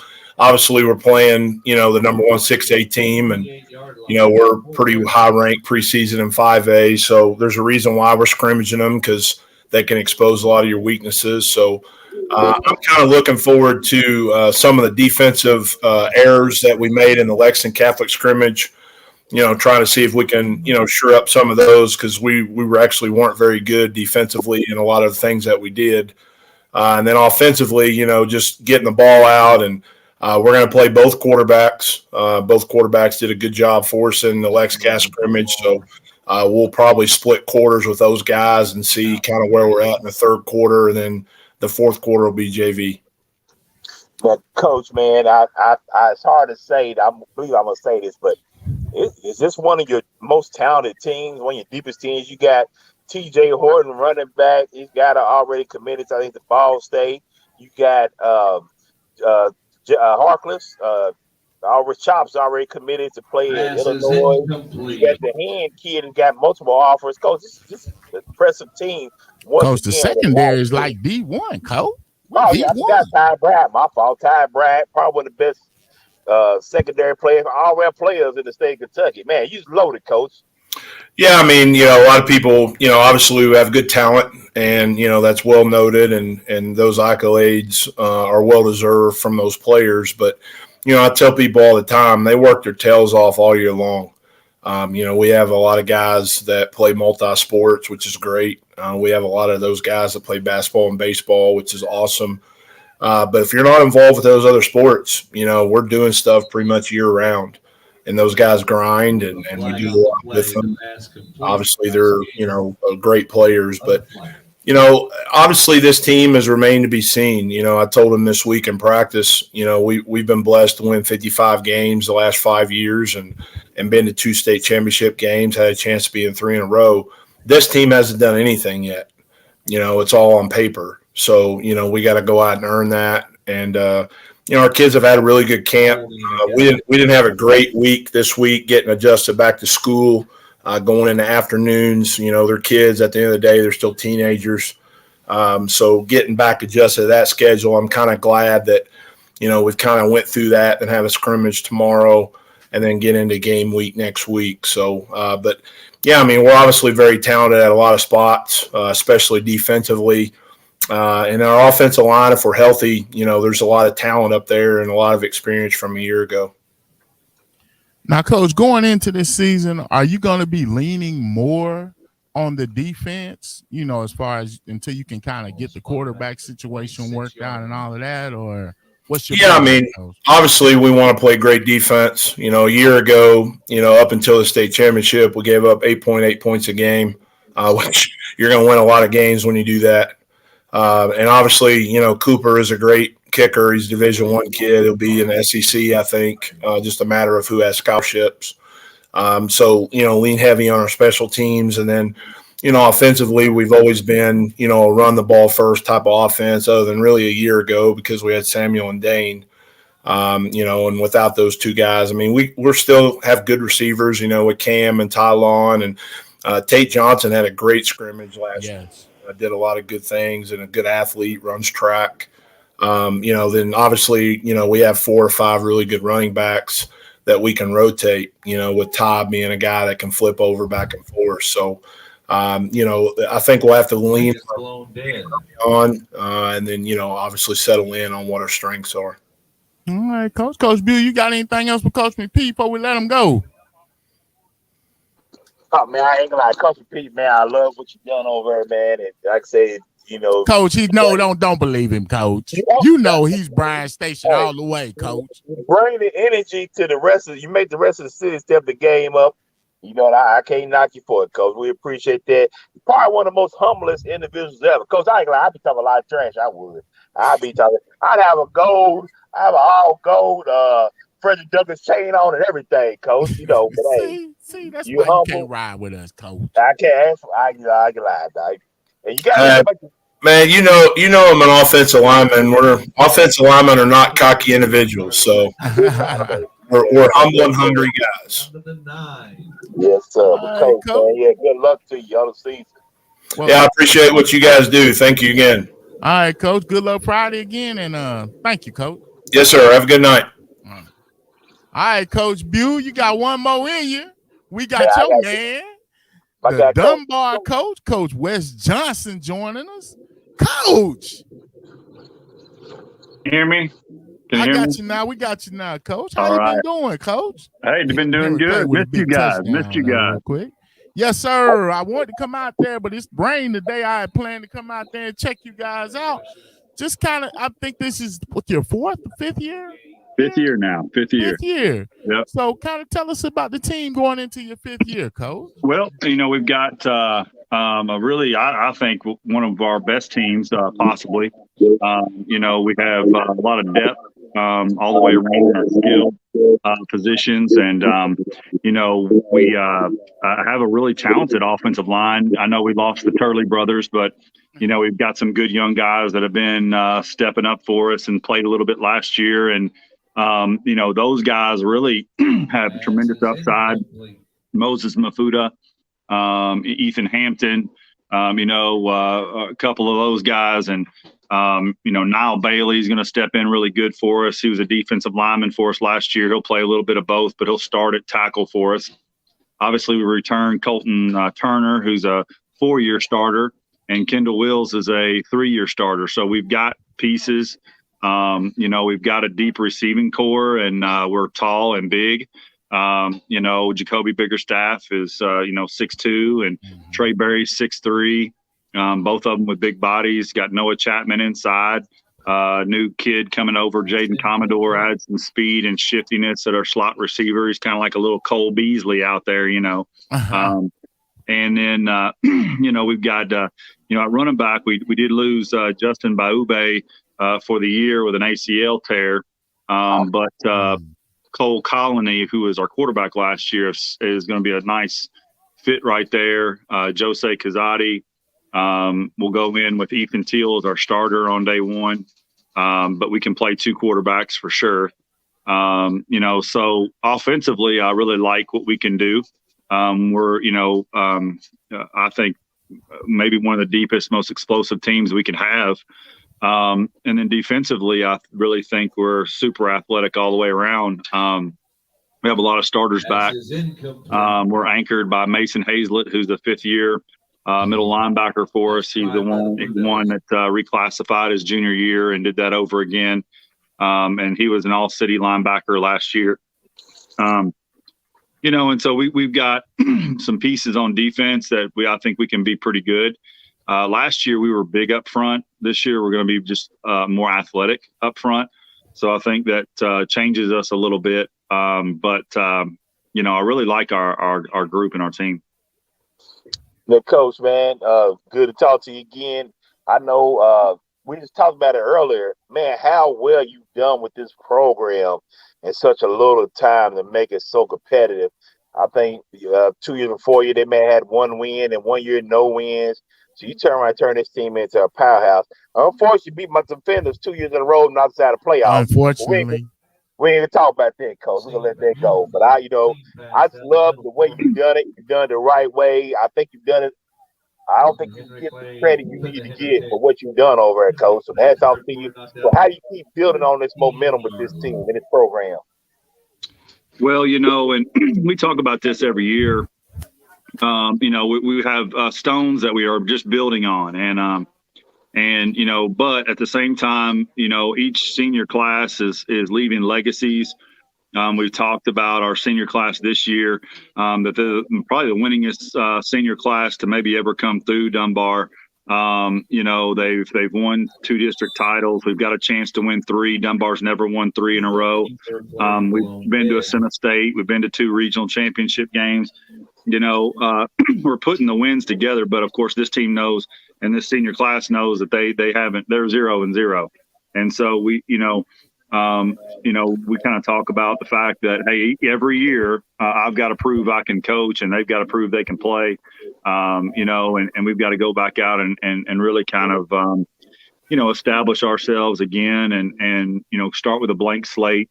None of those wins, none of that stuff in the past carries over, this year. But the winning attitude does. The winning attitude does carry over. The work ethic that these guys have put in and have for the winter and everything has carried over. They understand what it takes to keep it going, and I think that's been the biggest source of pride for me, is that our kids are workers. And when I first got to Dunbar, our 2s and 3s maybe took a deep dive. now our 2s and 3s are very competitive with our 1s. So I think we've got a little bit of depth. Okay, Coach. Now, who you got this week? Tomorrow, who you guys scrimmaging? So we scrimmage Mercer County. So we're at Mercer. Get to go over to Coach Yeast, we always actually, Mercer was our scrimmage every year. It was our warm up scrimmage, but the last 2 years we were unable to go there because of COVID. So we haven't really played them in a couple of years, though. They're our mainstay as our second scrimmage. Okay. We'll play at Mercer tomorrow. Excited about that and see what we have. We're obviously had a great scrimmage last week. We had a 3-4-way scrimmage with Franklin County and Southwestern and Oldham County, and really we're very pleased with how that turned out in all 3 of those matchups that we had. So that really is exciting for us. And I left that scrimmage very encouraged about what we can possibly bring. But we do have a tough schedule to begin with. Yes, you do. We have Murderers Row coming out of the gate. So if we can just get through healthy, we're going to be a better team at the end of the season than we are at the beginning. And I think that's been pretty proven throughout my career at Dunbar. Touchdown, Corbin. All right, Coach. Now, just going into this scrimmage against Mercer County, what are you looking to see out of your team? What that you would consider to be a successful scrimmage for your guys? I'm looking for some consistency. I'm looking for us to come out of the gate strong and fast.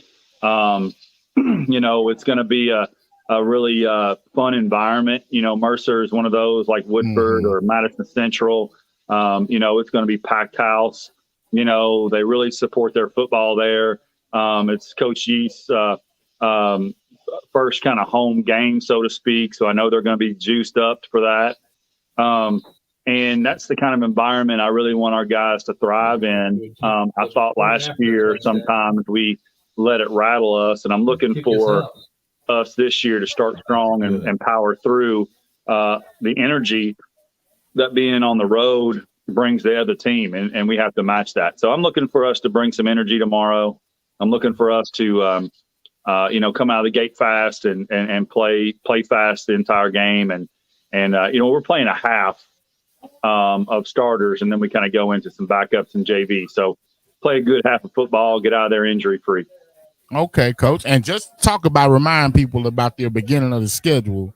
You open up with East Jessamine, Madison Central, Woodford County, Frederick Douglass, and Scott County, Coach. Yeah, and then we got to go to Russell. Kind of taking a tour of who's who and could be at Kroger to start the season off, Coach. That's right. Well, I was listening to McPeak, before I got on, and he was talking about playing St. X and about how that exposes things that you need to work on. And, the fortunate thing for us is, Woodford County is in 5A, Douglas is in 5A, Scott County is in 5A. We don't have to worry about them in the playoffs. Yeah. We don't need to fool with them again. Madison Central, obviously, we matched up with twice last year. Our first game with them, we were very competitive and really, it was a very close game, had a chance to win it at the end. Our second game, we went in with a whole lot of injuries. Out of my 5 linebackers, I only had 1 starter available for that game. And obviously with the run game Madison Central had, that really hurt us. So, we may face them again, obviously, as we pair up with our sister district in this year's playoffs.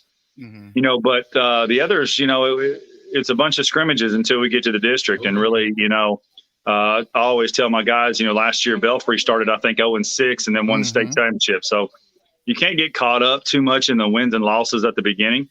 You can have wins and takeaways, even in losses. And, especially when 2 out of the 3 we're playing were in the state semis or the championship game last year. I mean, we're not dodging anybody, that's for sure. So, yes, sir.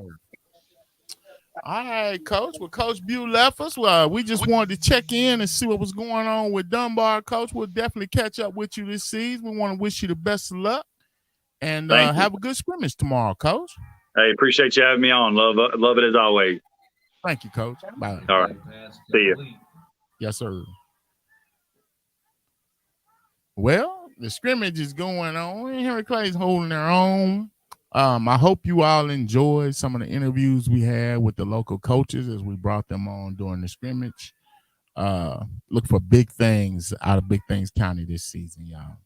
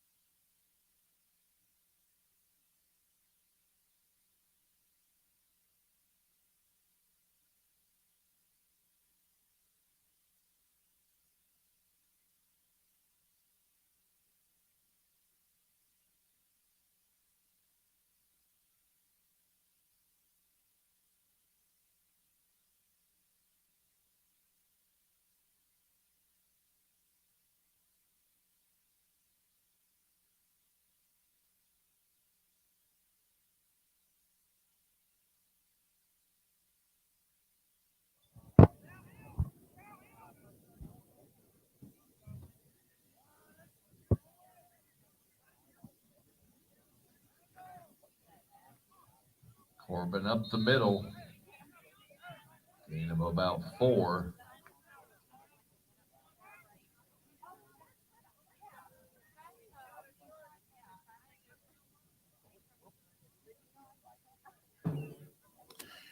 Again, thank you for joining us for this Corbin Henry Clay scrimmage.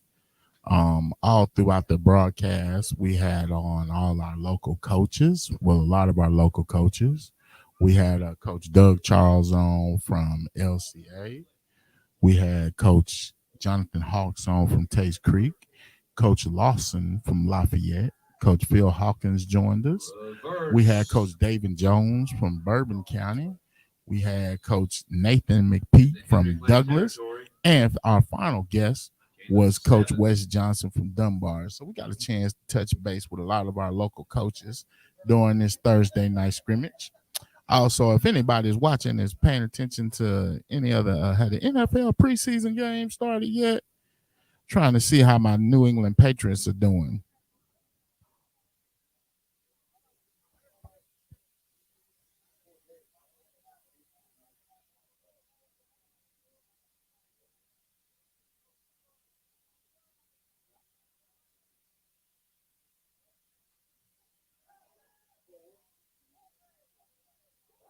Ooh, almost had a pick 6, baby.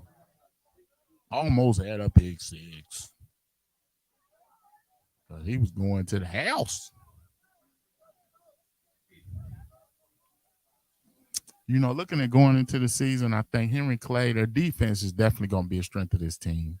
The defense, I think their defense is going to grow into a nice little unit throughout the season, ladies and gentlemen. So pay attention to the Blue Devils defense.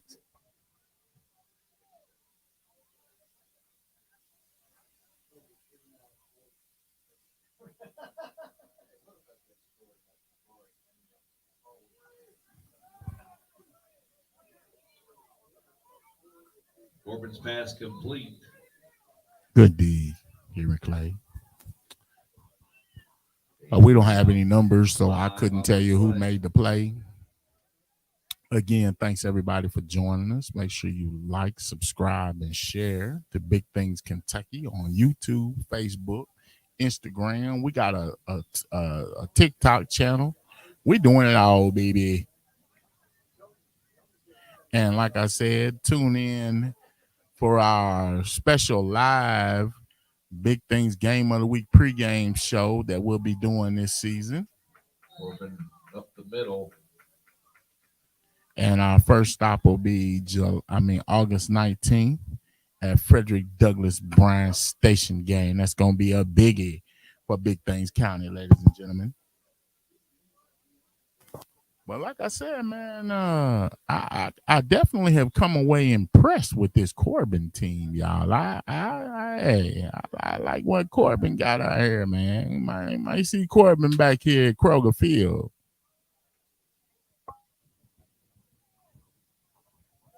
Ooh, them hogs is moving, baby. Corbin gainers Moving. about 8.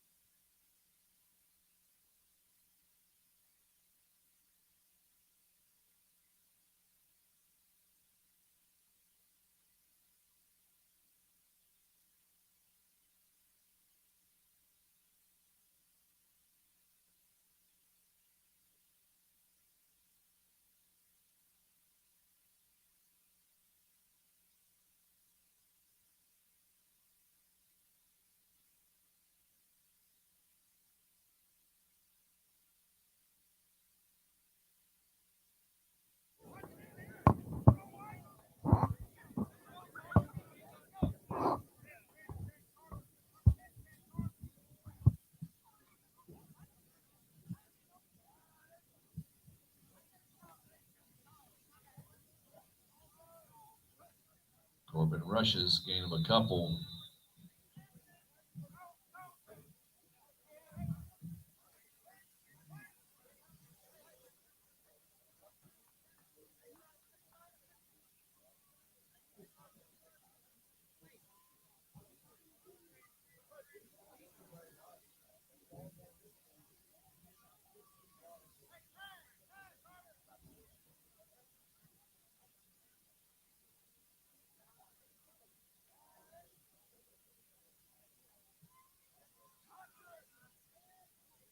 Fumble.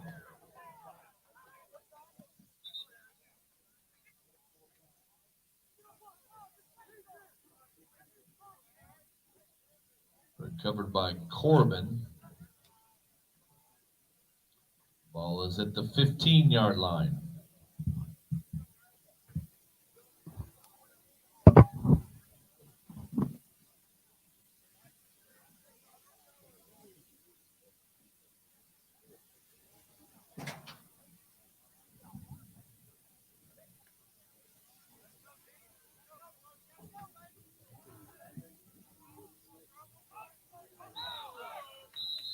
Flag on the play. Believe that will be a false start against Corbin. 5-yard penalty.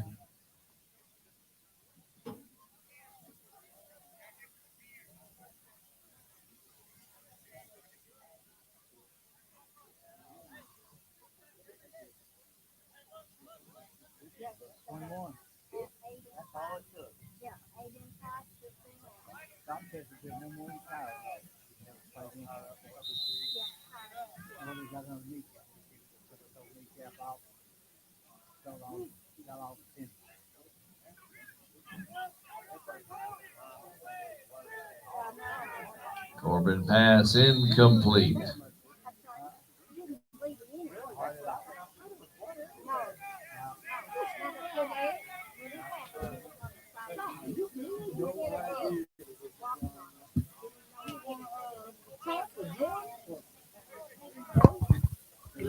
All right, ladies and gentlemen.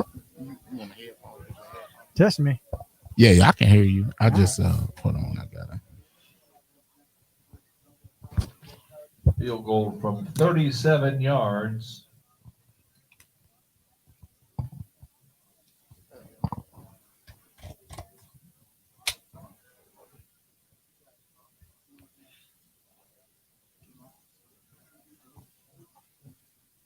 Kick is up.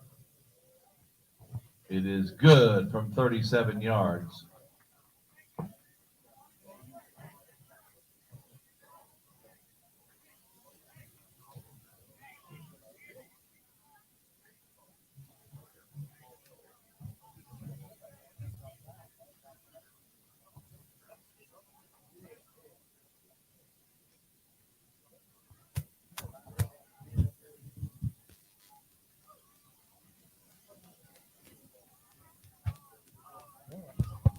All right, ladies and gentlemen. Jared, your mic's on? Is your mic on? Is my mic on? Yes, sir. We got you. All right, ladies and gentlemen, joining us live here, we got our man from Harold Leader, Mr. Jared Peck. Jared, what you been up to today so far, man? Getting ready for the season. I'm writing a volleyball preview. I was just over at Tate's Creek at the new, very nice Nolan Barger Gymnasium, where Tate's Creek volleyball was scrimmaging Madison Southern. And I was just wrapping up a few more things for that volleyball preview because I don't just cover football, Truck. Okay. I got to do more than that. So I understand. I over there. It's really nice over there. Okay. Now, how? Speaking of volleyball, just I think who was the team last year to beat in the city? Was it Henry Clay?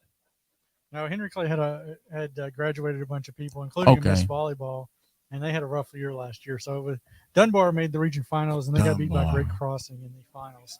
Okay. Great Crossing was the first non-city team to make the state tournament in more than a decade. So city teams have to pick it up this year. I think Dunbar just came out. The rankings came out today, and Dunbar Volleyball was ranked number 4 in the preseason rankings that came out today. So I'll have all that next week in the Herald Leader on Kentucky.com.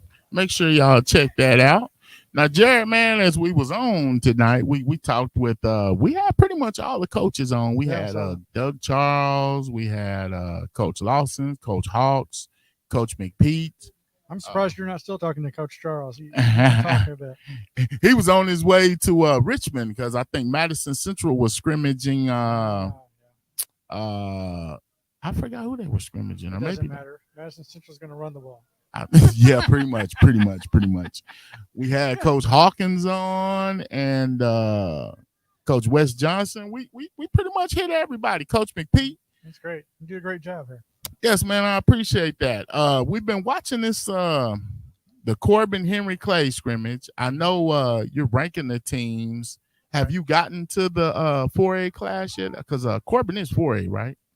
Or are they 5A? What's Johnson Central? I think they are 4A. Yeah. Okay. Central's 4A. Corbin is in our top 10. Okay. For sure. And it's a good scrimmage for both of these because Henry Clay being a bigger Class 6A school, and Corbin being one of the elite programs over the last few years. So when Haddix was there and now with their new coach, it's a good test. Yeah, Corbin has looked really good so far. Let's see where I go. Corbin is ranked number 4 with Coach Tom Greer. Okay. They were 12-1 last year. They were district champions and lost to Johnson Central 34-13 in their region. Yeah, that's what I said. They lost to the eventual. Yeah, they've got quite the schedule going forward. They play Pikeville, Whitley County, and Pulaski County, which is a 5A team. Pikeville's a 1A team, but that ain't no regular 1A team. So that'll be a good game. So now, as we got any scrimmages, are you going to check out any scrimmages tomorrow? Is anything on your radar? I think I'm going to see Douglas St. X tomorrow just to see what I think Douglas has a kind of a QB question mark. We don't know who's going to start for them. They said they were starting Cole Carpenter with their ones, or he was getting most of the number 1 snaps, and Dury Trahan was getting most of the number 2 snaps. But they switched him back up, and I went to their scrimmage against Lexcath last week, and Dury Trahan looked pretty good. Okay. So I think they're each going to get a quarter tomorrow, and Yeah, maybe that's that what Coach job will be up McPeak for said. grabs. I mean, St. X is going to be hard to move the ball on because they are just the defending Class 6A champions. So and that's for a reason. I mean, it's a Louisville juggernaut. They play at a little bit higher level than interception. Than not just Douglas plays, but like 99.9% of the state plays, except for Mel and Trinity. So you really got to be on it to match up with them. And I'm sure Coach McPeak said that's why they're playing them, because I mean, even in a scrimmage form, it's going to be all they got to see that talent level and see how to keep up with them. That's what Coach McPeak said. He said they would definitely, expose some of their stuff and give them a good test. Well, we've come to an end of this scrimmage, ended on an interception. I got here just in time. Yes, you did, Jared. But man, is there anything else you want to touch on or talk, while we just sitting here shooting, just chilling? Well, yeah. I mean, I saw you. You look like Coach Truck was working, or Coach Buford was working, wasn't he? Yeah, he was working. And then, but we got all the top 10s have come out. We are 1A, 2A, 3A, 4A, 5A top 10s. Okay. Have come out this week. Douglas was our Class 5A number 1. Okay. LCA was our Class 2A number 2. Okay. Who was that number 1 for that one? Was that Beachfield? Beechwood, yeah. Beechwood, I'm sorry, Beechwood. I believe Dunbar was number 6 in Class 6A. And okay. No, Bryan Station was number 6, and Dunbar was number 10 in Class 6A. Okay. So 2 top 10 teams there in Class 6A from Lexington. And then Lexington Catholic was about number 6 in Class 4A. So, I mean, a bunch of top 10 teams in Lexington, a bunch of good games coming up. I'm really looking forward to next Friday night. I'm going to be at the Bryan Station Douglas game, and I think we're covering the LCA at Madison Central game somehow. I don't have confirmation on what we're doing there. We're definitely sending a photographer there, and I'll be calling Coach Charles after. Okay. Most definitely see what I win, or Coach Holcomb. Who knows? I might be talking to either one of those. That's very true. Now, I know y'all are man down. Shout out to our man Josh Moore. He moved on. Yeah. What we going to do, Jared, man? We are hiring for that position. Okay. They hired John Hale, who's for the Courier-Journal. Mm-hmm. So he's covering UK football for us now. We got him in the transfer portal. So he transferred from the Courier-Journal to us. We're not sending anybody back to the Courier-Journal for that. And then we're hiring for Cam Drummond's position. Cam Drummond helped me last year. Okay. And he's now doing UK recruiting. So he's at a recruiting event right now, looking at who's going to be next for the basketball Wildcats. So he got a free trip to the Bahamas, or no, that's in Chicago, right? He's in. The UK is in Bahamas. He's in a recruiting event somewhere else. Okay. We didn't send anybody to the Bahamas. That ticket's a little too high. But yeah, I'll get somebody new. He's going to help me a little bit as we go forward. He's not going to cover any games for me, I don't think, but he's going to help me out with the roundups on Saturday. Every Saturday morning, I have a roundup of the Friday night action, and I'll have a main game. We might have a secondary game, and then all the Central Kentucky teams. I try to tell you at least, who won, who scored, all that stuff. What the big plays were, and then this Sunday we talked about on your last show. Yes, sir. I've got the Herald Leader 100 coming out, which is my compilation of the top 100 players in the state. The top 10 is voted on by coaches. Coaches give me return surveys for me, and they say who they think is the top 10 player in the state. Some of them only vote for their own players, but some of them vote for other players too. I was going to say, how's that going? That's got to be stressful. Top 100. It's a lot, but I look at, I did more research to it this year than probably I ever have. Mm-hmm. I went through and tried to find out all the people who had any kind of offer, Mm-hmm. whether you were going to Wilmington or, Center or wherever, or you're going to, Illinois or UK. Yeah. So I tried to find all the, all those kinds of players. And then, of course, I've got all the coaches sending me a list of who they think the best players are. And so I used their top 10 list. So we had about 70 coaches this year send in surveys. And so that makes a good overall list of who would be the best player. There's not really a consensus of who the best player is. It's a kind of a jumble this year. We have quite a few different ones. We got Christian Conyer at South Warren. We got Caden Mormon. We got Harkless at Douglas. Malachi Wood. Ty Bryant at Douglas. As well. Yes. Malachi Wood. That's right. So many. So I have no idea who's going to win Mr. Football this year. So I think that's a wide open race. Yes, it is wide open. I kind of like this season, man. So it sounds like what you were telling me is you should be heading to covering UK here pretty soon, huh? Well, I like it sitting at the old in the high school beat. It suits me. It keeps me busy. I don't have to sit in the parking lot or sit outside a fence and wait for them to open the magic doors for me to talk to a college coach or coaches or anything like that, or players. 2 nights ago I was at a soccer game that got lightning out. Last night I was at another soccer game that made its conclusion. I got hit in the head with a soccer ball. Now you're not gonna pass a lawsuit, are you? You ain't gonna put a lawsuit. I'm so mad at that guy. Man, that dude. I am so mad at that guy. He is messing it up for a lot of people. He is. He's going to ruin access for a lot of people. I'm going to be up here in this.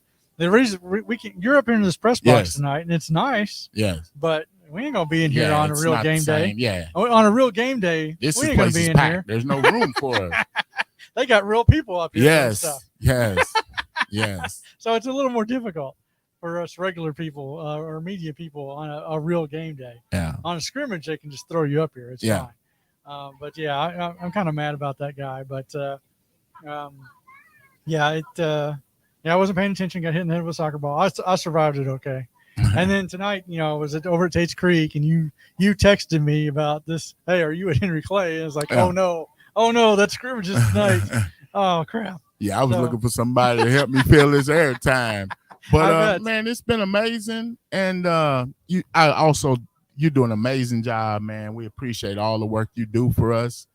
Y'all be on the lookout for Harold Leader HL Preps. Like you say, he's got his top 100 coming out Sunday, and on all the other articles that he's doing as he's getting ready for football, volleyball. What else we got going? Soccer's big too. So big. Real quick, just look at this outfit you got up here. What is all that you need to be doing games, man? Coach, man. You need to be doing games. Well, we'll see what happens with this NFHS thing. Right now we'll be doing we will actually be at the Douglas Bryan Station game doing a pregame show, kind of like a game day kind of pregame show. Yeah, that's all you can do with during the real games. Yeah, you can only do a pregame. So but that'll be good. Be on the lookout you for guys us there. You're doing a great job. You does a great job. You have stepped it up here. I am impressed with this outfit. This is unreal. Coach, this is how that old William King of Stream Prepsman guy started out. That's how he started out. He's been motivation, man. He's been in my ear, and he always said, just keep going and you learn from your failures. And he was with a microphone and a kit from Radio Shack starting out. Now he's got a diesel truck and a trailer. And studio. trailer studio. Hey. And it all started at Radio Shack. That's our goals, man. Well, Jared, thanks for joining us, man. We appreciate it. And everybody that's joined us, we enjoy and thanks, and be on the lookout for us. We out of here, y'all. Thanks.